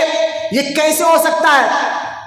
بولے بھائی دیکھو میں آپ کو بتاؤں، 1 گھنٹے کے اندر، چلیے ایک نہیں، میں سمجھانے لے کر اللہ آپ کو سمجھ کی توفیق، میں بہت نیچے آ کر موٹے الفاظ میں آپ کو سمجھا رہا ہوں تاکہ زیادہ علمی بات نہیں، ہر ایک کو یہ بات آسانی سے سمجھ میں آ جائے. تو اگر میں آپ کو آ کر یہ کہوں کہ میں 10 منٹ میں بمبئی جا کر آیا، کتنے منٹ میں؟ 10 منٹ میں صرف بمبئی جا کر آیا، آپ یقین نہیں کریں گے. کہیں گے مولانا کار سے گئے تو 12 سے 13 گھنٹے لگ جاتے ہیں، ٹرین بھی 12 سے 13 گھنٹے لگ، چلو جہاں سے بھی گئے تو 1.5 گھنٹہ لیتا ہے، 1 گھنٹہ لیتا ہے جانے 1 گھنٹہ. اور پلین سے بھی گئے تو آج کے دور میں پلین سے زیادہ اسپیڈ تو کوئی سواری بنی نہیں، پلین بھی 1 گھنٹہ 1.5 گھنٹہ لیتا ہے، اور آپ کہیں کہ 10 منٹ ہے نا. تو یہی حضور نے جب اعلان فرمایا تھا نا، میں مسجد اقصیٰ گیا مکے سے، کیونکہ اس دور میں مکے سے فلسطین جانے کا سفر 4 مہینے کا تھا. کتنے مہینے کا؟ سب مل کر بولے 4 مہینے لگتے تھے اس دور میں مکے سے اگر کوئی فلسطین، کیونکہ مکے میں ابو جہل بھی تھا، بڑے بڑے کافر تھے، وہ جاتے آتے رہتے تھے وہاں پر فلسطین کو، مسجد اقصیٰ کو، تو ان کو اچھا خاصا تجربہ بھی تھا. تو وہ کہنے لگے یہ کیسے ہو سکتا ہے کہ رات کے ایک چھوٹے سے حصے میں تم مکے سے مسجد اقصیٰ بھی گئے، وہاں سے آسمانوں پر گئے، اور وہاں سے رب کو دیکھ کر بھی آئے، اور رات کے چھوٹے سے حصے میں آ گئے، رات کے چھوٹے سے حصے میں آ گئے. تو آپ کو میں عشق کی بات بتا دوں تاکہ یہ بات آپ کو بھی سمجھ میں آ جائے. آپ تو کہیں گے ہاں جانے والے مصطفیٰ، لے جانے والے اللہ تھا، تو اس میں وقت کیا ہے؟ جانے والے مصطفیٰ. لیکن میں عقلی طور پر ایک جواب دے دوں. اگر آپ دیکھیں گھڑی میں 2 بج رہے ہیں، اگر میں اسی وقت گھڑی کا شل نکال دوں تو 2 بجے گھڑی رک جائے گی. 1 گھنٹے کے بعد ڈالو، 2 گھنٹے کے بعد شل ڈالو، 5 گھنٹے کے بعد ڈالو، جب میں شل ڈالوں گا جہاں سے رکی تھی وہاں سے چالو ہے نا. تو پتہ چلا شل گھڑی کی جان ہے، شل جو ہے گھڑی کی جان ہے. جان کو لگا دو گھڑی رک جائے گی، پھر چالو کو ڈال دو تو جہاں سے رکی تھی وہاں سے چالو، جہاں سے.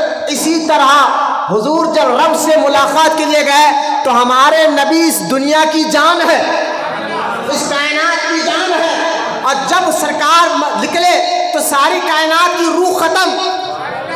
جب اس لیے وقت ٹھہر گیا، رات ٹھہر گئی، دن ٹھہر گیا، ساری چیزیں اپنی جگہ ٹھہر گئی، اور سرکار جا کر آئے. جب سرکار واپس کائنات میں آئے تو جہاں سے کائنات ٹھہری تھی وہاں سے چالو ہو گئی. اس لیے تو اعلیٰ حضرت امام محمد رضا خان فرماتے ہیں وہ جو نہ تھے تو کچھ نہ تھا، وہ جو ہمارے نبی کو کہا وہ جو نہ تھے تو کچھ نہ تھا، وہ جو نہ ہو تو کچھ نہ ہو. ارے جان ہے وہ جہان کی، جان ہے تو جہان ہے. اللہ سمجھ گئے، جان ہے وہ جہان کی، جان ہے وہ کون؟ حضور. جان ہے وہ جہان یعنی دنیا کی جان، جان ہے وہ جہان کی، جان ہے تو جہان ہے. لہذا سرکار جب جا کر اعلان کرے واپس آ کر تو سارے مشرک ہنسنے لگے، ایسے کیسے ہو سکتا ہے؟ عقل دوڑانے لگے. لیکن ہم عقل نہیں دوڑاتے، ہمیشہ عقل کو دوڑاتے رہو گے تو آگے جا کے دھڑم سے گر جاتے. جہاں عقل کام نہ کرے وہاں ہمارا ایمان کام کرتا ہے نا. عقل جہاں کام کرنا بند ہو جائے وہاں سے ایمان کام کرتا ہے. مثال کے طور پر بتائے جھاڑ چلے گا، جھاڑ بات کرے گا، لیکن نبی کے کہنے پر چلا، نبی کے کہنے پر بات کرا. پتھر بات کرے گا، چلے گا، کہے گا نہیں اس میں جان نہیں ہے، نبی کے کہنے پر کلمہ پڑا، بات کرا تو عقل کہے یہ نہیں ہو سکتا، لیکن ایمان کہتا ہے ایسا ہو سکتا ہے۔ اللہ نے حضور کو وہ طاقت اور پاور عطا فرمایا ہے۔ تو یہ ایمان رکھ کر یہ بات سنو، عقل رکھ کر نہیں۔ عقل رکھیں گے آپ بتائیے، ایک عقل مند گھوڑے پہ جاتے رہے، اب پہاڑ ایسا راستہ آ جائے اور میں گھوڑے پر جاؤں گا، اب بھائی راستہ ایسا ہے گھوڑا کیسے چلے گا، ہے نا؟ نہیں میں گھوڑے پہ جاؤں گا، اچھا تھوڑی دور جا کے دھڑام سے گر جائیں گے، کہ راستہ ایسا ہے، بالکل پہاڑ بالکل کھڑا ہے۔ تو میں نے کہا ہر وقت عقل کے گھوڑے میں چلانا، ہر وقت عقل کے گھوڑے میں دوڑنا نہیں۔ پہلی بات یہ ایمان کا معاملہ ہے، معراج کا مسئلہ ہو یا بزرگوں کی کرامات کا مسئلہ ہو، یہاں عقل کام نہیں کرتی، یہاں ایمان کام کرتا ہے۔ یہاں عقل کو پیچھے چھوڑ کر ایمان کو آگے کرنا ہوگا۔ تو خیر سرکار نے جب اعلان فرمایا نا کہ میں جا کر آیا رات کے چھوٹے سے حصے میں، ابو جہل ہنسنے لگا یہ کیسے ہو سکتا ہے، عتبہ ہنسنے لگا یہ کیسے ہو سکتا ہے، شیبہ ہنسنے لگا یہ کیسے ہو سکتا ہے، لہذا سارے مشرک ہنسنے لگے۔ ابو جہل ہنستے ہنستے وہاں سے اٹھا، کہا ابو بکر دکھ نہیں رہا ہے، یہ ابو بکر خاص ساتھی ہے نا، ابو بکر دکھ نہیں رہا ہے۔ ابو بکر کو ڈھونڈنے کے لیے نکلا، حضرت ابو بکر صدیق اپنے مکان سے آ رہے تھے، سبحان اللہ، اپنے مکان سے آ رہے تھے۔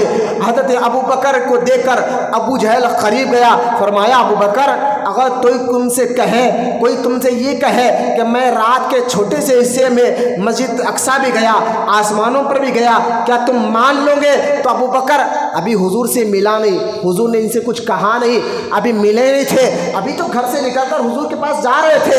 لیکن دیکھیں آپ راستے میں ابو جہل نے پکڑ کر کہا کیا تمہاری یہ بات عقل مانے گی؟ آپ تو جج ہے، فیصلہ کرنے والے ہیں، تمہاری عقل تو بڑی تیز ہے، ذرا بتاؤ ایسا ممکن ہے، ایسا ہو سکتا ہے؟ ابو بکر نے یہ نہیں کہا نہیں ہو سکتا، یہ نہیں کہا، بلکہ ابو بکر نے فرمایا پہلے یہ بتا مجھے یہ کہہ کون رہا ہے، کون کہہ رہا ہے؟ ابو جہل نے کہا جس کا تم کلمہ پڑھے ہو، جس کو تم رسول مانتے ہو، وہ یہ کہہ رہا ہے۔ تو ابو بکر نے یہ نہیں کہا خیر میں جا کر نبی سے ایک بار پوچھ کر آتا ہوں واقعی حضور یہ کہہ رہے ہیں، نہیں کہا، یہ نہیں کہا، چاہتے تھے کہتے تھے نا خیر جا بھائی میں جاتا ہوں حضور سے پوچھتا ہوں، حضور آپ نے یہ کہا، آپ نے ایسا کیا، تب جا کر میں بولوں گا، لہذا ایسا نہیں کیا۔ ابو بکر نے فوراً جواب دیا اگر میرا نبی یہ بات کہہ رہا ہے تو سچ کہہ رہا ہے، حق کہہ رہا ہے، میرا نبی ایسا کر سکتا ہے۔ بولو محبت سے سبحان اللہ، سچ کہہ رہا ہے اور حق کہہ رہا ہے۔ یہ کہنا تھا اسی وقت اللہ تعالیٰ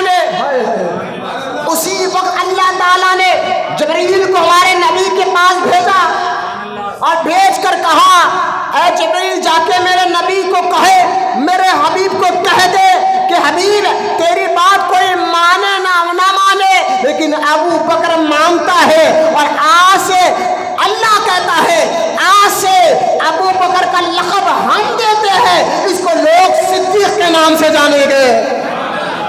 بولے محبت سے سبحان اللہ، بولے محبت سے۔ صدیق کا لقب اللہ نے ابو بکر کو دیا ہے، صدیق کا لقب ٹائٹل کس نے دیا ہے؟ اس لیے آپ کا نام ابو بکر صدیق ہے رضی اللہ تعالیٰ عنہ۔ جو غوث اعظم بھی جس کے آگے کھڑے ہو ادب کے ساتھ، بڑے بڑے خطبہ دار جس کے آگے کھڑے ہو ادب کے ساتھ، وہ ابو بکر صدیق کا مقام و مرتبہ۔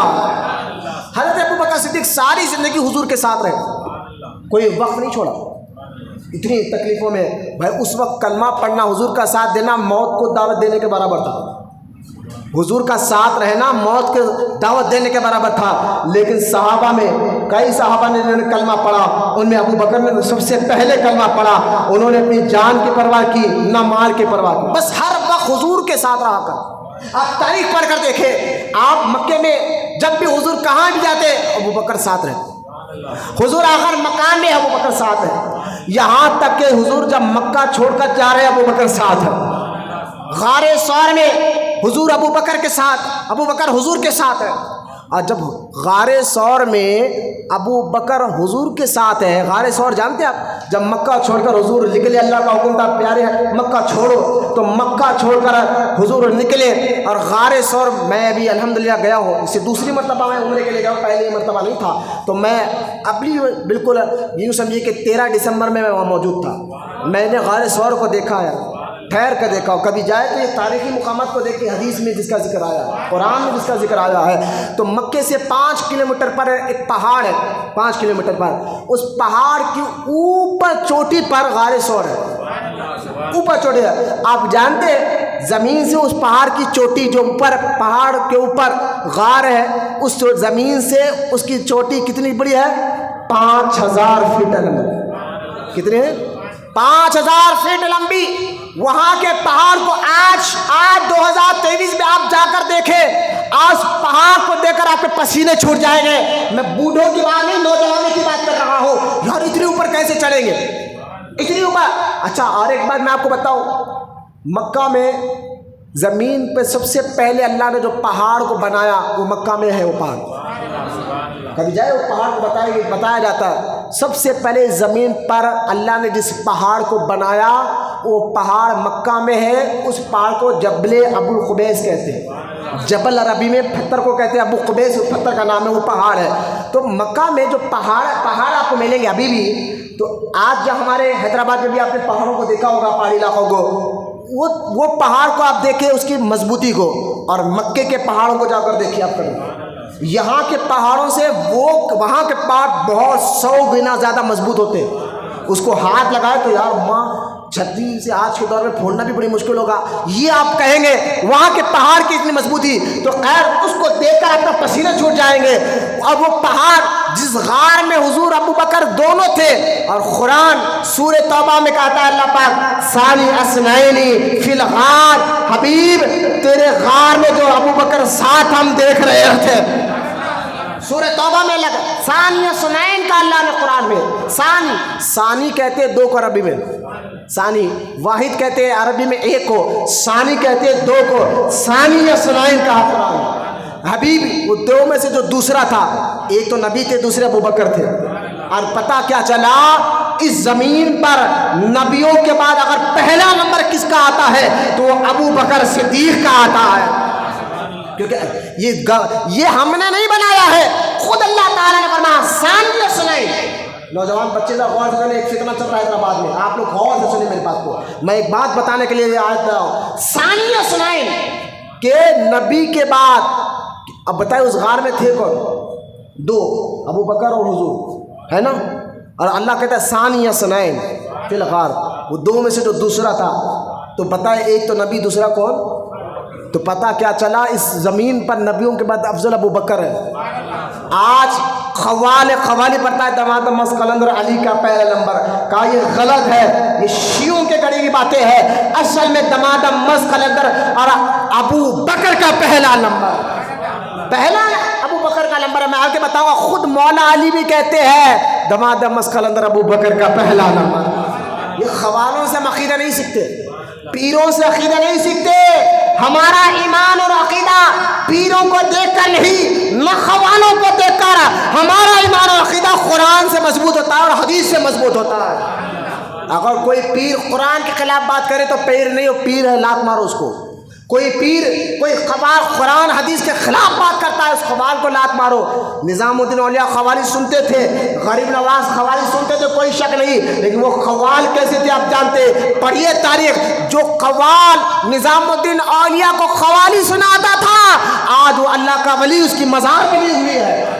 وہ ایسے متقی پرہیزگار ہوتے تھے قوال، ایسے نہیں کہ داڑھی کٹا ہو، کھڑے کھڑے موٹنا پیشاب کر آ رکھ قوالی کرنے بیٹھ جاتے ہو۔ یہ قوالوں کو نہ دیکھے، یہ تو خالی میوزک میں بچوں کو نچا رہے ہیں۔ جو قوال غریب نواز کے دور میں تھے، جو قوال نظام الدین اولیاء کے دور میں تھے، وہ خود متقی پرہیزگار نمازی اور وقت کے ولی ہوا کرتے تھے۔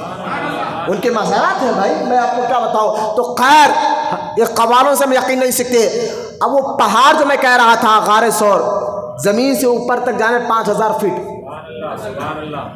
اب یقین جانے میں جب پہاڑ کو دیکھا تو حیران کرا، کیوں کہ اسی زمین پر جب اس غار کی چوٹی پر گئے تو ابو بکر صدیق نے اپنے نبی کو کھاندے پر بٹھا کر اوپر کیا۔ سبحان اللہ بولے بہت۔ جہاں ایک بوڑھے تو دور کی بات ہے، نوجوان کا پسینہ چھوٹ جائے تو وہ چلنے کے لیے سوچے، تو بتائے ابو بکر نے حضور کو بٹھا کر اوپر سفر لے گئے اور اس غار میں رکھے۔ تو ہر وقت ابو بکر حضور کے ساتھ رہا، یہاں تک کہ حضور سے محبت اتنی شدید ہے، جس کو قرآن گواہی دے.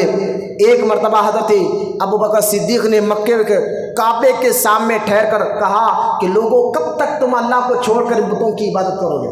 یہ نبی جو رسول جو کہہ رہے ہیں ان کی بات مانو، ان کا کہنا مانو. یہ رسول ہے، یہ نبی ہے، ان کی بات مانو، ان کا کہنا مانو. جو لوگوں کو بڑا غصہ آیا کہ تم کعبے کے سامنے ٹھہر کر ہمارے بتوں کو غلط بول رہے ہو اور اس نبی کے بارے میں بات کر رہے ہو. پورے لوگوں نے ابو بکر کو مارنا شروع کر دیا. اتنا مارا حضرت ابو بکر زمین پر گر گئے اور مارتے مارتے حضرت ابو بکر کو بے ہوش کر دیا. جب ابو بکر صدیق زمین پر گر کر بے ہوش ہو گئے تو آپ کے قبیلے والوں نے آ کر آپ کو بچایا اور بچا کر ان کو وہاں سے اٹھا کر ان کے گھر کو پہنچایا.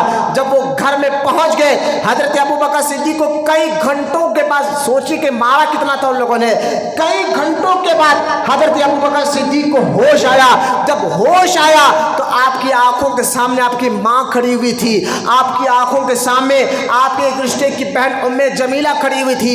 آنکھیں کھول کر اپنی ماں کو دیکھا، ماں کی آنکھوں سے آنسو جاری ہے اور ماں رو رہی ہے. تو آپ ابو بکر کہتے ہیں ماں روتی کیوں ہے؟ کہا بیٹا دشمنوں نے کتنا مارا ہے تجھے، لے کچھ دوائی تو کھا لے کچھ کھا کر دوائی تو کھا لے. حضرت ابو بکر کا عشق دیکھے اللہ اس کے رسول سے. حضرت ابو بکر نے فرمایا ماں دوائی تو بعد میں کھاؤں گا، کھانا تو بعد میں کھاؤں گا، پانی تو بعد میں پیوں گا، پہلے یہ بتا میرا حبیب میرا نبی محمد رسول اللہ کیسے ہے. یہ عشق کی انتہا کہتے ہیں. ہم ہمارے ماں باپ چھوڑ ان کی صحبت میں رہ کے مار کھا کے رہا، بیٹھ گھر میں، کہاں رہتا، بیٹھ جا، کیوں ان کے ساتھ رہ رہا ہے نا. یہ ابو بکر صدیق کا عشق تھا. لہٰذا آپ نے فرمایا کہ اب بتائیے کہ میرے حضور کیسے ہیں. ابھی ماں کلمہ نہیں پڑھے تھے نا، آپ کی ماں نے کلمہ بھی پڑھے نہیں تھے. آپ کو بڑا غصہ آیا جس کی وجہ سے مار کھایا ان کا ذکر کر رہا. کہ ماں نے ابو بکر نے فرمایا نہ ماں نے کہا کہ چھوڑ پہلے کھا لینا، نہیں جب تک ان کو دیکھ نہ لوں. جب یہ عشق ہو جائے نا، سچا عشق تو پھر یہ عشق عمل کرنے لگاتا. یہ ہم دعوے کریں غلام رسول میں موت کی قبول، دعویٰ کرنا بڑی بات ہے، عمل کرنا بڑا اہم ہے. کبھی ہم یہ کہیں دعویٰ بھی کریں نا غلام رسول میں چہرے پہ داڑھی رکھنا بھی قبول ہے، یہ سچا دعویٰ ہوتا ہے. غلام رسول میں نمازیں پڑھنا بھی قبول ہے. غلام رسول میں حضور کی اداؤں پہ عمل کرنا بھی قبول ہے. خالی یہ نعرہ لگانا کہ موت بھی قبول ہے اچھی بات ہے. میں یہ کہہ رہا ہوں کہ یقیناً جب حضور کی ذات پہ کوئی انگلی اٹھائے تو ہم آگے آتے ہیں الحمدللہ، لیکن میں کہتا ہوں تھوڑا عملی دنیا میں بھی آئیے. حضرت ابو بکر صدیق نے فرمایا ماں سے جب تک اپنی آنکھوں سے میں دیکھ نہ لوں نہ ایک گھٹ پانی کا پیوں گا نہ دوا کھاؤں گا. ایسی تکلیف میں ان کو اٹھا کر حضور کے پاس لے کر گئے. سرکار ابو بکر نے حضور کو دیکھ کر فرمایا یا رسول اللہ آپ سلامت تو پھر سب سلامت ہے. سارے وقت ابو بکر صدیق نے سارا مال، یہاں تک کہ حضرت ابو بکر صدیق کو حضور نے فرمایا تھا کہ دھیرے دھیرے جب مسلمان بنتے گئے دشمنی مکے میں بڑھتے گئی حضور نے فرمایا تھا ابو بکر ہم جو ہے نا ایک وقت آئے گا کہ اللہ حکم دے گا، ہم فوراً تو اور میں فوراً مکہ چھوڑ کر جانے والے ہیں. حضور نے ابھی جس دن اللہ حکم دے گا ہم مکہ چھوڑیں گے تو تیار ہے. حضرت ابو بکر کہتے جس وقت حضور نے فرمایا تھا اس وقت سے میں ہم روز رات سویا نہیں، پتہ نہیں حضور کب آ جائے کب تیار. اب آدھی رات تھی، اللہ کا حکم وہ حبیب مکہ چھوڑیے. حضرت ابو بکر صدیق رضی اللہ تعالیٰ پر توجہ فرمائے. میں یہ مہینہ انہی کا ہے. ذرا قربانیوں کو یاد کیجیے صحابہ کے، یہ دین ہم تک جو پہنچا ہے ان کی قربانیوں کی وجہ سے پہنچا ہے، ان کی محنتوں کی وجہ سے پہنچا ہے. اب سرکار کو حکم ہوا اللہ کا مکہ چھوڑیے. سرکار نے اپنے بستر پر علی کو سلایا، سبحان اللہ، مولا علی کو سلایا اور سلا کر فرمایا علی تم صبح جو، کیونکہ حضور کے پاس لوگ امانتیں رکھاتے تھے، مانتے نہیں تھے کہ امانتیں ضرور رکھاتے تھے کیونکہ جانتے تھے سب سے زیادہ اگر مکہ میں کوئی سچا ہے تو ہمارے نبی ہے، امانت دار ہے تو ہمارا نبی ہے. تو حضرت علی کو سرکار نے فرمایا جب صبح ہوگی یہ جو سارے پیسے فلا کو دے کر تم بھی مدینے آ جانا، میں بھی جا رہا ہوں. مجھے بتائیے مشرکین جو ہے نا حضور کو مارنے کے لیے حضور کے گھر کو گھیر لیا تھا. اور روایت میں آتا ہے 70 لوگوں نے ہاتھوں میں تلوار لے کر حضور کے گھر کے باہر کھڑ گئے تھے مکے، جیسے حضور نکلے ہم قتل کر دیں۔ اب حالات ایسے ہے، اور اس بستر پر جو حضور سویا کرتے تھے اس بستر پر علی کو سلایا جا رہا ہے۔ اگر مجھے آپ دل پہ ہاتھ رکھ کر بولے، اگر آپ کے گھر کے باہر کوئی کھڑا ہو آپ کو مارنے کے لیے، اور آپ کو معلوم ہے ہاتھ میں ہتھیار لے کر کھڑا ہے، تو آپ کو نیند آئے گی، آپ کو سکون ملے گا۔ لیکن مولا علی سکون سے سو گئے اس بستر پر۔ کسی نے علی سے پوچھا، علی اگر گھر میں گھس کر نبی سمجھ کر تمہیں قتل کر دیا جاتا، تو مولا علی کہتے ہیں نا مجھے اس بات کا ڈر ہی نہیں تھا۔ کیونکہ حضرت علی کہتے ہیں حضور نے فرمایا تھا، علی صبح اٹھ کر مکے میں لوگوں کی امانتیں بانٹ کر تم بھی مدینے آ جانا۔ تو علی کہتے ہیں مجھے اس بات کا یقین تھا، موت تو آنی ہے، کب آنی ہے کیسے آنی کسی کو پتا نہیں ہے، لیکن علی جب تک تم مدینے میں حضور سے نہ ملے موت آ ہی نہیں سکتی ہے۔ کیونکہ علی کو کہا تھا نا صبح مکہ آ جانا نکل کر، تو سمجھ گئے حضرت علی بستر پر سو گئے۔ اچھا، حضرت علی کی عادت تھی جیسے کلمہ پڑھا نا رات بھر عبادت کرتے تھے، سوتے نہیں تھے۔ جب غوث اعظم علی کے بیٹے اولاد میں سے انہوں نے 40 سال تک عشاء کے وضو سے فجر کی نماز ادا فرمائی، یہ تو علی ہے، رات بھر سویا نہیں کرتے تھے، لیکن علی فرماتا اس رات سو گیا، اس رات سو گیا۔ لوگوں نے کہا علی اس رات کیوں سوئے؟ فرمایا اگر جاگتا تو لوگ کہتے علی کو موت کا ڈر تھا اس لیے جاگ رہے تھے، لہذا سو کر بتا دیا علی کو موت کا ڈر نہیں، مصطفیٰ کے پاک پر پورا یقین ہے۔ لہذا بستر پر علی کو سلایا۔ آدھی رات ہے، سرکار گھر کے باہر لے گئے، سورہ یاسین پڑھا اور ہاتھ میں ایک مٹھی مٹی لیا، سورہ یاسین پڑھا، مشرکین کی طرف پھینکا، وہ کھڑے کھڑے بے ہوش ہو گئے۔ سرکار وہاں سے نکلے، آدھی رات کا وقت ہے، دروازہ کھٹکھٹایا۔ اگر آپ کا کوئی دوست رشتہ دار آدھی رات، یعنی یوں سمجھے سمجھانے کے لیے کہہ رہا ہو، رات کے 3-4 بجے آئے، ایک کھٹکا مارے تو آپ اٹھیں گے؟ آدھی رات سے زیادہ تو اس وقت گہری نیند میں رہتے ہیں، آپ کو کچھ دیر کھٹکا مارنا پڑے گا۔ آج تو سہولت ہے فون کرنے کی، بہت سی چیزیں ہیں، کچھ دیر کے بعد دروازہ کھلے گا۔ ادھر سرکار نے ایک کھٹکا مارا، ابو بکر نے فوراً دروازہ کھول دیا۔ فرمایا ابو بکر سوئے نہیں؟ کہا حضور جب سے آپ نے کہا نا میں تو آپ کا انتظار کر رہا ہوں۔ اب سرکار نے فرمایا ابو بکر چلے، ابھی اللہ نے اجازت دی ہے یہاں سے نکلنے کی۔ حضرت ابو بکر نے یہ نہیں کہا حضور ابھی ٹھہریے میں گھر والوں کو بولوں گا، نا فوراً حضرت ابو بکر صدیق رضی اللہ تعالیٰ عنہ گئے اور گھر میں جتنا پیسہ تھا اٹھا لیا، اور اپنی دونوں بیٹیاں سید آسمہ، توجہ فرمایا، بیٹیاں سید عائشہ کو کہا میں جا رہا ہوں حضور کے ساتھ، کچھ پیسے رکھا بھی نہیں، گھر میں باپ ہے، ماں ہے، دونوں بیٹیاں ہیں، کچھ رکھا نہیں، سارا پیسہ لے لیا۔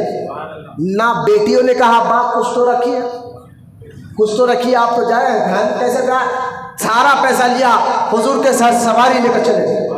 اور جب چلے گئے مکہ میں صبح ہوئی، مکے کے مشرکوں کو معلوم ہوا کہ حضور گھر میں نہیں ہے، علی ہے، تو ابو جہل جو مکے کا سردار، حضور کا سب سے بڑا غدار، حضور کا دشمن ابو جہل جو ہے نا، انہیں نے اچھا حضور گھر میں نہیں ہے، تو سیدھا وہ اٹھا اور اٹھ کر ابو بکر کے گھر پر گیا۔ یعنی مکے کے تمام لوگوں کو یہ بات معلوم تھا اور اچھی طرح معلوم تھا حضور اگر اپنے گھر میں نہیں تو ابو بکر کے ساتھ ہو گئے، کیونکہ حضور اور ابو بکر ہمیشہ ساتھ رہا کرتے تھے۔ اس لیے ابو جہل گیا، دروازہ کھٹکھٹایا، بولو نا سبحان اللہ، بولے محبت سے۔ اب میں ابو بکر تو ابو بکر ہے، ان کی وفاداری کے بعد کیا کروں، ان کے گھر کی بچیوں کی بات آپ کو بتا رہا ہوں۔ ابو بکر نے اپنے بیٹیوں کی تربیت کیسے کی تھی، اللہ اس کے رسول کے لیے کس طرح قربانیاں ان کے بیٹیوں نے بھی، سارا کا سارا گھرانے کی تربیت دیکھ کے ابو بکر نے کیسے کی۔ دروازہ کھٹکھٹا، مجھے بتائیے اگر محلے کا نمبر 1 غنڈہ، آپ کے علاقے کا نمبر 1 غنڈہ، جس کو آپ روڈی کہیے، پہلوان کہیے، غنڈہ کہیے، اچانک آپ کے گھر پر آ جائے تو مرد تو حیران ہو جائے گا، یار یہ ہمارے پاس کیوں آ گئے، یہ بھلا ہمارے گھر کیوں آ گئے۔ عورت تو چھوڑے، عورت تو نرم مزاج کی ہوتی ہے، کمزور دل کی ہوتی ہے، مرد بھی اس کو دیکھ کر ڈر جاتا ہے، یار یہ تو ہمارے علاقے کا نمبر 1 غنڈہ ہمارے گھر کیوں آ گیا۔ لہٰذا وہ بھی بات کرتے کرتے کب کب آتا ہے، لہٰذا گھر میں تو اس وقت ابو بکر کی بیٹی سیدہ اسما تھی، اس نے دروازہ کھولا، سامنے ابو جہل کھڑا ہوا ہے، چہرے پہ نہ ڈر ہے، بولو نا سبحان اللہ، نہ آنکھوں میں ڈر خوف ہے، بلکہ آنکھ میں آنکھ ملا کر کہا کیا بات ہے، ارے بولو نا سبحان اللہ، کہ مزاج کو اپنے اندر لگا کر بولیے سبحان اللہ۔ لہٰذا آنکھ میں آنکھ ملا کر ابو بکر کی بیٹی نے فرمایا، یہی دیکھا کہ مکے کا سب سے بڑا خریدار میرے سامنے کھڑا ہے، نہ ڈری نہ چہرے پہ گھبراہٹ آیا، بلکہ آنکھ میں آنکھ ملا کر کہا کیا بات ہے۔ ابو جہل نے کہا تیرا باپ ابو بکر کہاں گیا معلوم تجھے؟ کہاں معلوم ہے، بتا، کہا میں بتاؤں گی، بولو نا سبحان اللہ، کہا دیکھ بتا سیدھا سیدھا، ابو بکر اور وہ نبی دونوں کہاں گئے؟ کہا مجھے معلوم ہے وہ دونوں کہاں گئے ہیں، لیکن میں تمہیں بتاؤں گی نہیں۔ ہاں بولو سبحان اللہ، بتاؤں گی نہیں۔ اب ابو جہل کو اتنا غصہ آیا، ہاتھ میں ڈنڈا تھا ابو جہل کے، اس نے اٹھا کر ایک مارا، اور ڈنڈے کو کچھ کیلے لگے ہوئے تھے، اور آپ کے کان میں جو بالی تھی وہ ڈنڈا بالی میں اٹکا، ابو بکر نے زور سے کھینچا تو بالی کٹ کر کان کٹ گیا، خون بہنے لگا، سیدہ اسما کے منہ سے چیخ نکلی، اندر سے دادا نے آواز دیا، اسما کیا ہوا، کون ہے، کیا ہوا، کیوں چیخ مار رہی ہے؟ تو اسما نے یہ نہیں کہا ڈر کر، بلکہ کہا دادا جان کچھ نہیں، پیر میں کانٹا چھپ گیا ہے۔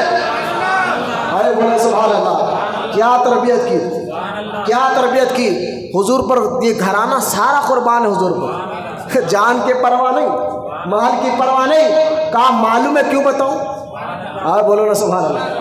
یہی سیدہ اسما اس غار میں نے بھی آپ کو کیا بتایا، وہ غار کو چڑھنے کے لیے آپ کہا جائیے، کبھی اللہ آپ کو حج عمرے کی توفیق عطا فرمائے، اس غار کو دیکھیے، پسینے نہیں چھوٹ گئے تو آپ بتانا، ہماری ہمت تو نہیں اس غار کو دیکھ کر۔ یہی سیدہ اسما ابو بکر صدیق کی بیٹی اس غار میں، جس غار میں ہمارے اور آپ کے نبی 3 دن کھڑے رہے، اس غار میں کھانا لے کر جایا کرتی تھی، بولو نا، دشمنوں سے چھپ چھپا کر، بولو نا سبحان اللہ۔ یہ بیٹی تھی نا، ذرا میں ابو بکر کے غلام کی بات بتاؤں، نوکر کی، گھر کے نوکر کی بات بتاؤں، مجھے بتائیے اگر گھر کا، ہمارے گھر میں نوکر کام کرنے والے ہوتے ہیں، کام کرنے والوں کی مزاج کیا ہے نوکر کی، جہاں زیادہ پیسہ دیا ان کے پاس چلے گئے، اگر آپ 5,000 دے رہے، اگر کوئی 10,000 کی ڈیمانڈ کرا تو آپ چھوڑے ادھر گئے، کوئی 10,000 کوئی 20,000 کی ڈیمانڈ کرا تو چھوڑے ادھر گئے، تو نوکر آدمی تو ٹکے پر بک جاتے ہیں۔ اب غور کرے، غور، حضرت ابو بکر صدیق کے غلام ہے، جب سارا مکہ جان گیا سرکار چلے گئے، تو ابو جہل نے کیا کیا کہ جو نبی کا اور ابو بکر کا پتہ بتائے گا اس کو 100 سرخ اونٹ انعام میں دیا جائے گا، یہ اعلان کرا دیا مکے میں، ہمارے پاس بھی اعلان کرا، اگر یہ بتا تو اس طرح انعام آپ۔ اب مکے میں 100 سرخ لال کلر کا اونٹ، آج بھی بڑا مہنگا ہوتا ہے، سرخ یعنی لال کلر کا اونٹ، اس دور میں تو وہی تو پراپرٹی ہوا کرتی تھی نا، اس دور میں کاریں، بنگلے، گھر، اس دور میں جانور بہت بڑی پراپرٹی ہوا کرتی تھی، 1-2 اونٹ نہیں 100، وہ بھی اس دور کے سرخ اونٹ اعلان کر رہے ہیں، مکے کے گلی گلی میں جا کر ابو جہل کے آدمی اعلان کر رہے ہیں، جو ابو بکر کا پتہ بتائے گا، جو محمد رسول اللہ کا پتہ بتائے گا، اس کو 100 اونٹ دیا جائے گا۔ یہی ابو بکر کا نوکر، گھر کا نوکر، بکریاں چرانے والا، یہ سیدھا بکریوں کو چرانے کے بہانے پہاڑ پر آتا اور بکریوں کا دودھ حضور کو اور ابو بکر کو دے کر آتا تھا۔ خدا کی قسم ابو بکر کا عشق میں کیا بات بتاؤں، ان کے گھر کا نوکر کی طبیعت ایسی تھی، وہ اللہ اس کے رسول سے محبت ایسا کرتا تھا، جب یہ اعلان ہو رہا تھا ابو بکر صدیق کے گھر کا غلام نوکر نے اس پر توجہ نہیں دی، بلکہ وہ ہمیشہ کہتا تھا انہیں جانا، انہیں نہ مانا، نہ رکھا غیر سے کام، اعلیٰ حضرت انہیں جانا، انہیں مانا، نہ رکھا غیر سے کام، للہ الحمد ہمیں دنیا سے مسلمان گیا، بولو سبحان اللہ، للہ الحمد میں دنیا سے مسلمان گیا۔ یہ ہے ابو بکر صدیق کے گھرانے کی قربانیاں، وہ ہے ابو بکر صدیق، بولو سبحان اللہ۔ بھائی ان کی قربانیوں کی وجہ سے ہی اسلام پھیلا ہے، ان کو دیکھ کر بڑے بڑے حضرت ابوبکر صدیق بڑے بڑے لوگ غلام کافر جو کافر ہوتے تھے نا، جو کافر بڑے بڑے لوگوں کو خرید لیتے تھے، اور اگر وہ غلام کلمہ پڑھ لیتے ابوبکر صدیق ان کو خرید کر آزاد کرا دیتے۔ لہذا سے کہ حضرت یہ صحابہ کرام میں سب سے افضل اور اعلیٰ مقام ابوبکر صدیق کا ہے۔ آج دیکھیے جو دور چل رہا ہے یہ فتنہ، اس لیے قرآن میں اللہ پاک فرماتا ہے کہ کسی صحابہ، حدیث پاک قرآن میں سورہ حدید اللہ ارشاد فرماتا ہے کہ کلن وعد اللہ حسنا، کلن وعد اللہ حسنا۔ 5 منٹ رہ گئے، میں ایک بات کہہ کر بات ختم کر رہا ہوں۔ یہ ٹاپک ابوبکر صدیق، پھر مکہ سے مدینہ آئے، پھر وہاں سے کیا کیا ہوا، یہ بات آگے انشاءاللہ اللہ زندگی رکھا تو آنے والے جمعہ میں بتائیں۔ اور اگر آنے والے جمعہ میں 22 تاریخ ہے، ضرور اپنے گھروں میں ابوبکر صدیق کی فاتحہ دلائیے 22 کو۔ لہٰذا میں جب مکے میں تھا تو میں نے فیس بک پر ایک ویڈیو دیکھی، ہمارے حیدرآباد میں ایک بندہ ہے، میں پھر کر رہا ہوں، لڑائی کی جھگڑے کی بات نہیں، نوجوان بچے آپ بھی بیٹھے ہیں، آپ لوگ بڑے بزرگ ہیں، فیصلہ آپ کریں گے۔ چلے میں آپ کو فیصلہ بتا رہا ہوں۔ ہمارے حیدرآباد فتنوں کا دور چل رہا ہے، عجیب عجیب لوگ باتیں کر رہے ہیں، جو فیصلے ہو چکے ہیں نا 1400 سال پہلے، آج کے ملایا اور آج کے وہابیہ جو ہے نا اس فیصلوں کو چھیڑ رہے ہیں۔ ارے بھائی قانون بن گیا، پاس ہو گیا، آج وہ غلط کیسے ہو سکتا ہے نا؟ مثال ذرا، پاس ہو گیا تو قانون بن کے پاس ہونے کے بعد اس پر آواز اٹھانا تو یہ جو ہے نا گستاخی ہے، بغض ہے، بدبختی کی علامت ہے۔ تو اس صحابہ کا کس کا کیا مقام و مرتبہ ہے، یہ فیصلہ 1300 سال پہلے ہو چکے۔ کیا اس زمین پر نبیوں کے بعد سب سے اونچا مقام صحابہ کا ہے، نہ کسی غوث کا، نہ کسی قطب کا، نہ کسی ابدال کا۔ اس زمین پر مسلمانوں میں نبیوں کے بعد سب سے اونچا مقام صحابہ کا ہے، اور صحابہ میں سب سے اونچا مقام ابوبکر صدیق کا ہے۔ اس کے بعد حضرت عمر ابن خطاب کا ہے، اس کے بعد عثمان غنی کا ہے، اس کے بعد مولا علی کا ہے۔ یہ بات ذہن رکھیں آپ۔ لیکن صحابہ، تمام صحابہ، جتنے صحابہ ہیں، اللہ کے رسول علیہ السلام فرماتے ہیں کہ میرے بعد میرے صحابہ کے بارے میں برا مت کہو۔ یہ کس نے کہا؟ جامع ترمذی میں حدیث ہے، امام حاکم نے المستدرک میں اس کو روایت فرمایا ہے، امام ترمذی نے بھی اس کو فضائل صحابہ میں روایت فرمایا ہے، بخاری شریف میں فضائل صحابہ پڑھی حدیث آپ کو وہاں مل جائے گی۔ سرکار نے فرمایا کہ میرے بعد میرے صحابہ کو نشانہ مت بناؤ، ان کے بارے میں غلط بات مت بولو، ان کا برا مت بولو، اللہ سے ڈرو، اللہ سے ڈرو۔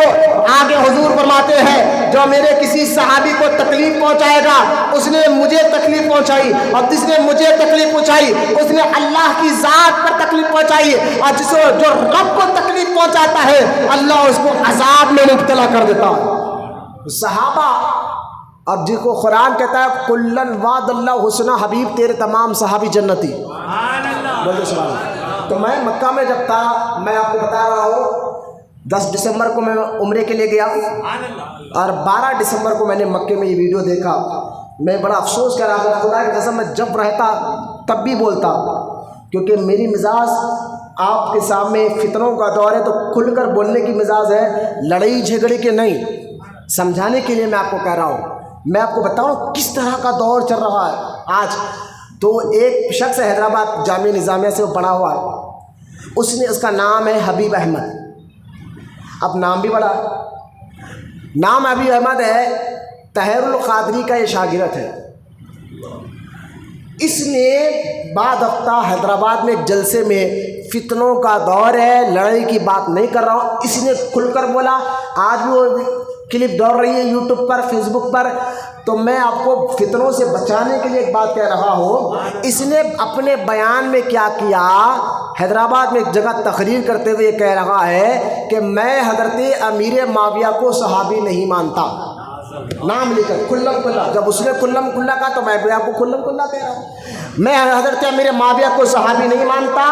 اچھا یہاں تک تو چھوڑے، اس کے بعد اس نے جو جملہ استعمال کیا، قرآن کے خلاف کیسے جا رہا ہے وہ جملہ، اس کے بعد اس نے یہاں تک کہہ دیا کہ سنو، مکہ فتح ہونے کے بعد جو کلمہ پڑھے میں کسی کو صحابی نہیں مانتا۔ سب مل کر بولی معاذ اللہ۔ ایسے مولویوں میں وہ نہ شیعہ ہے نہ وہابی ہے، یہ بولنے والا اپنے آپ کو سنی فاتحہ درود والا ہے، اپنے آپ کو سنی بولتا، فاتحہ بھی دلاتا، درگاہوں کو بھی آتا، یہ بدبخت ایسا ہے۔ اب اس کا جملہ کیا ہے؟ مکہ فتح ہونے کے بعد میں کسی کو جو ہے جو ایمان لائے ان کے بارے میں ان کو صحابی نہیں مانتا۔ ایک تو امیر معاویہ کا نام لیا، دوسرا اتنی بڑی بات کہی دی، تو میں نے کہا یا اللہ یہ کیا مسئلہ چل رہا ہے؟ آپ جانتے ہیں اللہ قرآن میں سورہ حدید میں فرماتا ہے کہ اے حبیب جو مکہ فتح ہونے سے پہلے ایمان لائے، غور سے سنیا، اللہ قرآن میں کہہ رہا ہے جو مکہ فتح ہونے سے پہلے ایمان لائے وہ ان سے بڑے افضل ہے جو مکہ فتح ہونے کے بعد ایمان لائے۔ دونوں جملے ذہن میں بٹھائیے آپ نوجوان بچے، اللہ قرآن میں کیا کہہ رہا ہے، میں آپ کو کیا کہنا چاہتا ہوں۔ اس بدبخت نے کیا کہا کہ مکہ فتح ہونے کے بعد جو صحابی ہے میں ان کو بھی صحابی نہیں مانتا۔ تو کون؟ تیری اوقات کیا؟ میں تو سمجھ گیا تو اپنے باپ کا حلالی بیٹا بھی نہیں ہے۔ اور اس بیان کو تھوڑا ریکارڈ بنا کر الگ سے یوٹیوب پہ ڈالنا، ڈرنا نہیں ہے، موت جب آنے جب آئے گی، لہٰذا ڈرنا، اس کو الگ سے نکال کر الگ سے کلپ بنا کر دوڑانا تاکہ پتہ چلے کہ پرانا پل درگاہ مولانا عرفان قادری نے کھل کر اس بدبخت کو چیلنج کیا ہے۔ تو اپنے باپ کا بیٹا نہیں ہے۔ کہاں حیدرآباد کے لوگوں میں یہ مزاج خراب کر رہا، تو کہتا ہے کہ مکہ فتح ہونے کے بعد جتنے صحابہ نے کلمہ پڑھا ہم ان کو مسلمان نہیں بناتے۔ اب آپ بتائیں ان کی بات مانیں گے یا قرآن کی؟ آپ سب والے دیکھیں میری بات، میں نے آپ کی واہ واہ چاہتا ہوں نہ میں آپ میری تعریف کریں، میں یہ بھی نہیں چاہتا ہوں، خدا کیسے ہاتھ جوڑ کر کہہ رہا ہوں آپ اہل سنت پر قائم رہے، جو بزرگوں کا عقیدہ اس عقیدے کو پڑھے۔ نہیں بات ہے، میں یہ نہیں کرتا آپ میری واہ واہ کریں، نہ میں آپ کو واہ واہ چاہ رہا ہوں، میں ایک انصاف کی بات آپ سے سوال کرنا چاہتا ہوں۔ جو ایسا کہے، قرآن یہ کہتا ہے سورہ حدید میں کہ جو مکہ فتح ہونے سے پہلے ایمان لائے وہ ان سے بڑے ہیں، کیونکہ مکہ فتح ہونے سے پہلے جب ایمان لائے مکے میں تو دشمنہ بہت تھے نا، تو اس وقت کلمہ پڑھنا موت کو دعوت دینا تھا، اس لیے جنہوں نے کلمہ پڑھا اللہ فرماتا ہے وہ بڑے ہیں۔ کس سے؟ جو مکہ فتح ہونے کے بعد ایمان لائے۔ جب مکہ فتح ہو گیا تو دشمن ختم، حضور کے ہاتھ میں مکہ آ گیا، اس وقت کلمہ جب پڑھا تو وہ پہلے والے ان سے بڑے رتبے میں، مقام میں، مرتبے میں۔ اب اللہ کیا فرمایا حبیب، اب سنیں آپ ترجمہ، جو مکہ فتح ہونے سے پہلے ایمان لائے وہ ان سے بڑے ہیں رتبے میں جو مکہ فتح ہونے کے بعد ایمان لائے۔ لیکن اللہ فرمایا حبیب لیکن میں راضی دونوں سے ہوں۔ بولے محبت سے سبحان اللہ۔ تو کون؟ کیا منہ مسور کی دال بدبخت، تو کہے گا حیدرآباد کے عوام میں مکہ فتح ہونے کے بعد جنہوں نے کلمہ پڑھا میں ان کو مسلمان نہیں مانتا، میں تجھ کو مسلمان نہیں مانتا، تو قرآن کے خلاف بک رہا ہے، تیری اتنی جرات ہو گئی ہے۔ ارے اگر یہ کوئی بات شیعہ کرتا تو ہم خاموش ہو جاتے کہ شیعوں کی تو عادت ہے صحابہ کے بارے میں بولنے کی، کوئی یہ بات وہابی کہتا تو ہم خاموش ہو جاتے، یار وہابیوں کی عادت ہے صحابہ کے خلاف بولنے کی، تو اپنے آپ کو سنی فاتحہ درود والا کہہ کر بول رہا ہے، تو مجھے بھی ان لوگوں کو بچانا ضروری ہے۔ ان کے ایمان اور عقیدے کو کل قیامت کے دن اللہ یہ نہ پوچھے تو بھی تو حیدرآباد میں تھا جب میرے حبیب کے غلاموں کی بات کر رہے تھے، تو خاموش کیوں رہا؟ تو میں کیا جواب دوں؟ مجھے بھی فرض بنتا ہے ایسے لوگوں کے آپ کے سامنے ایکسپوز کروں، ظاہر کروں ابھی نام لے کر کہ مسلمان حیدرآباد کے ایسے لوگوں سے ہوشیار رہے، اپنے بچوں کو بھی بچائے خود بھی بچیے۔ حبیب احمد نے کہہ دیا کہ مکہ فتح ہونے کے بعد جو کلمہ پڑھے ان کو بھی میں صحابی نہیں مانتا۔ تو کون؟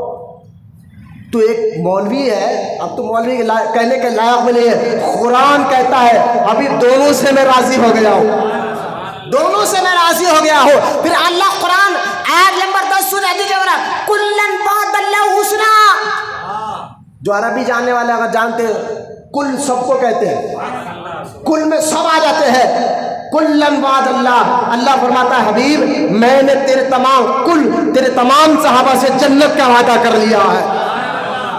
جب اللہ قرآن میں کہتا ہے تمام صحابی سے اللہ راضی ہے تو یہ ملے کو کیا ضرورت تھی بولنے کی؟ بولو نا ہم علی کے چاہنے والے ہیں. کیا مولا علی نے یہ کہا کہ میرا نام لے کر تم ابو بکر کو گالیاں دو, میرا نام لے کر عمر کو گالیاں دو, میرا نام لے کر حضرت معاویہ کو گالیاں دو, میرا نام لے کر سیدہ عائشہ کو گالیاں دو؟ یہ علی کا نام لے کر ابو بکر کو, عمر کو, عثمان کو, سیدہ عائشہ کو, ابو طلحہ کو, عبد الرحمن کو, معاویہ کو گالیاں دینے والے شیعہ ہیں. آج سنی اپنے آپ کو اس طرف کیوں لاتا؟ میں ان سے سوال کرتا ہوں. یہ تو کام شیعوں کا تھا. اپنے آپ کو سنی کہہ کر بچوں کو نہ بھٹکاؤ, اپنے آپ کو درگاہوں پہ جانے والا کہہ کر بچوں کو نہ بھٹکاؤ. میں اب تمام کو کہتا ہوں, جو عقیدہ میں بتا رہا ہوں یہ میرا نہیں, یہی عقیدہ غریب نواز کا بھی ہے, یہی عقیدہ ولیوں کے سردار حضور غوث اعظم کا بھی ہے کہ تمام صحابی جنتی ہے. غوث اعظم کی کتاب پڑھی آپ, غنیۃ الطالبین, اردو میں غوث اعظم نے لکھی. بولنا سبحان اللہ. غوث اعظم کی یہ لکھی ہوئی کتاب ہے غنیۃ الطالبین, آپ پڑھیے. حضرت غوث اعظم نے حضرت معاویہ کے فضائل کو بیان فرمایا, جن کو ہم پیران پیر مانتے ہیں, ہم ان کے عقیدے کو اپناتے ہیں. بابا تو کون, دو ٹانگ کا جانور, پتہ نہیں تجھے ایران سے پیسہ مل رہا ہے یا کہ اور جماعت سے پیسہ مل رہا ہے, اس لیے حیدرآباد میں آ کر اگر تو نام لے کر کھل کر بولے گا تو ہم بھی بولیں گے. ہم لڑائی نہیں چال رہے, ہم تو امن پسند لوگ ہیں, ہم پیس پسند لوگ ہیں. لہذا تم خراب کر رہے ہو, ہمیں الزام نہ لگاؤ. کل کہ آپ نے یہ کیا کیا, میرا نام لے کر کہا. میں نے کہا تم نام لے کر بول رہے ہو اور میرے معاویہ کا تم خاموش رہے. کل کے دن علم میرے پاس بھی اللہ پوچھے گا تجھے علم میں نے دیا تھا, تو خاموش کیوں رہا؟ بچے بھٹک گئے. لہٰذا میں تو اپنے آخرت کا خوف رکھ کر آپ کو بتا دیا ہوں, تمام صحابی جنتی ہیں. ہم تمام صحابہ سے محبت کرتے ہیں. کیوں؟ کیونکہ ہمارے دل میں اللہ کے رسول کی محبت ہے. سرکار نے فرمایا جو رسول سے محبت کرتا ہے وہ ہر صحابی سے محبت کرے گا.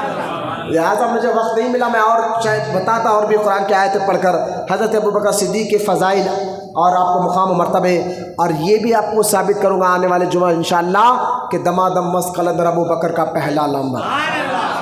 یہ لفظ ذہن میں بٹھا لیا, یہی اہل سنت کا عقیدہ شروع سے رہا ہے. آج اپنے آپ کو کچھ پیر بولنے والے کہتے نہیں علی کا پہلا نمبر, نہ علی نہیں, ابوبکر کا پہلا نمبر. یہ آپ کو ثابت کروں گا آنے والے جمعہ میں افضلیت ابوبکر صدیق. اور انشاءاللہ یہی اتوار کے دن اگر آپ کو ٹائم مل جائے, دن کے 11 بجے سے ظہر کی نماز تک اسی مسجد میں اتوار کی صبح میں انشاءاللہ بیان کروں گا افضلیت ابوبکر صدیق کا.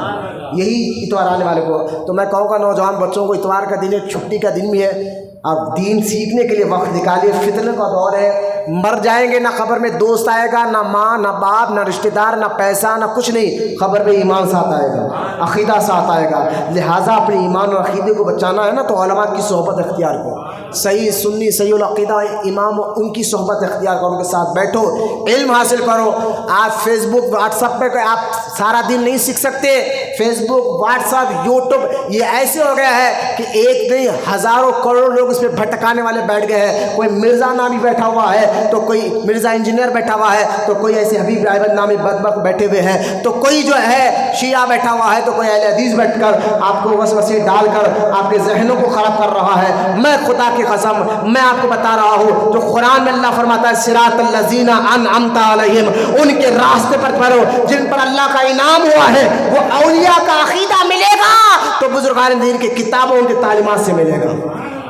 الحمدللہ ہم درگاہ والے بھی اور خانقاہ والے بھی ہیں, آپ کو بتائیں گے کہ صراط المستقیم ہے کیا, اور جو بزرگوں کا عقیدہ وہی آپ کے سامنے رکھیں گے. تو اتوار کو بھی ضرور تشریف لے کر آئے انشاءاللہ. یہی اتوار کو صبح 11 بجے سے ظہر کی نماز تک کریں گے. اللہ کی بارگاہ میں دعا ہے اللہ ہم تمام کو کہنے سننے سے زیادہ عمل کی توفیق عطا فرمائے. جتنے بزرگ بیٹھے مولا, بچے, نوجوان, سب کو سچا عاشق رسول بنا اور قیامت تک ان کی نسل میں عاشق رسولوں کو پیدا فرما. وما علینا الا البلاغ والحمد للہ رب العالمین.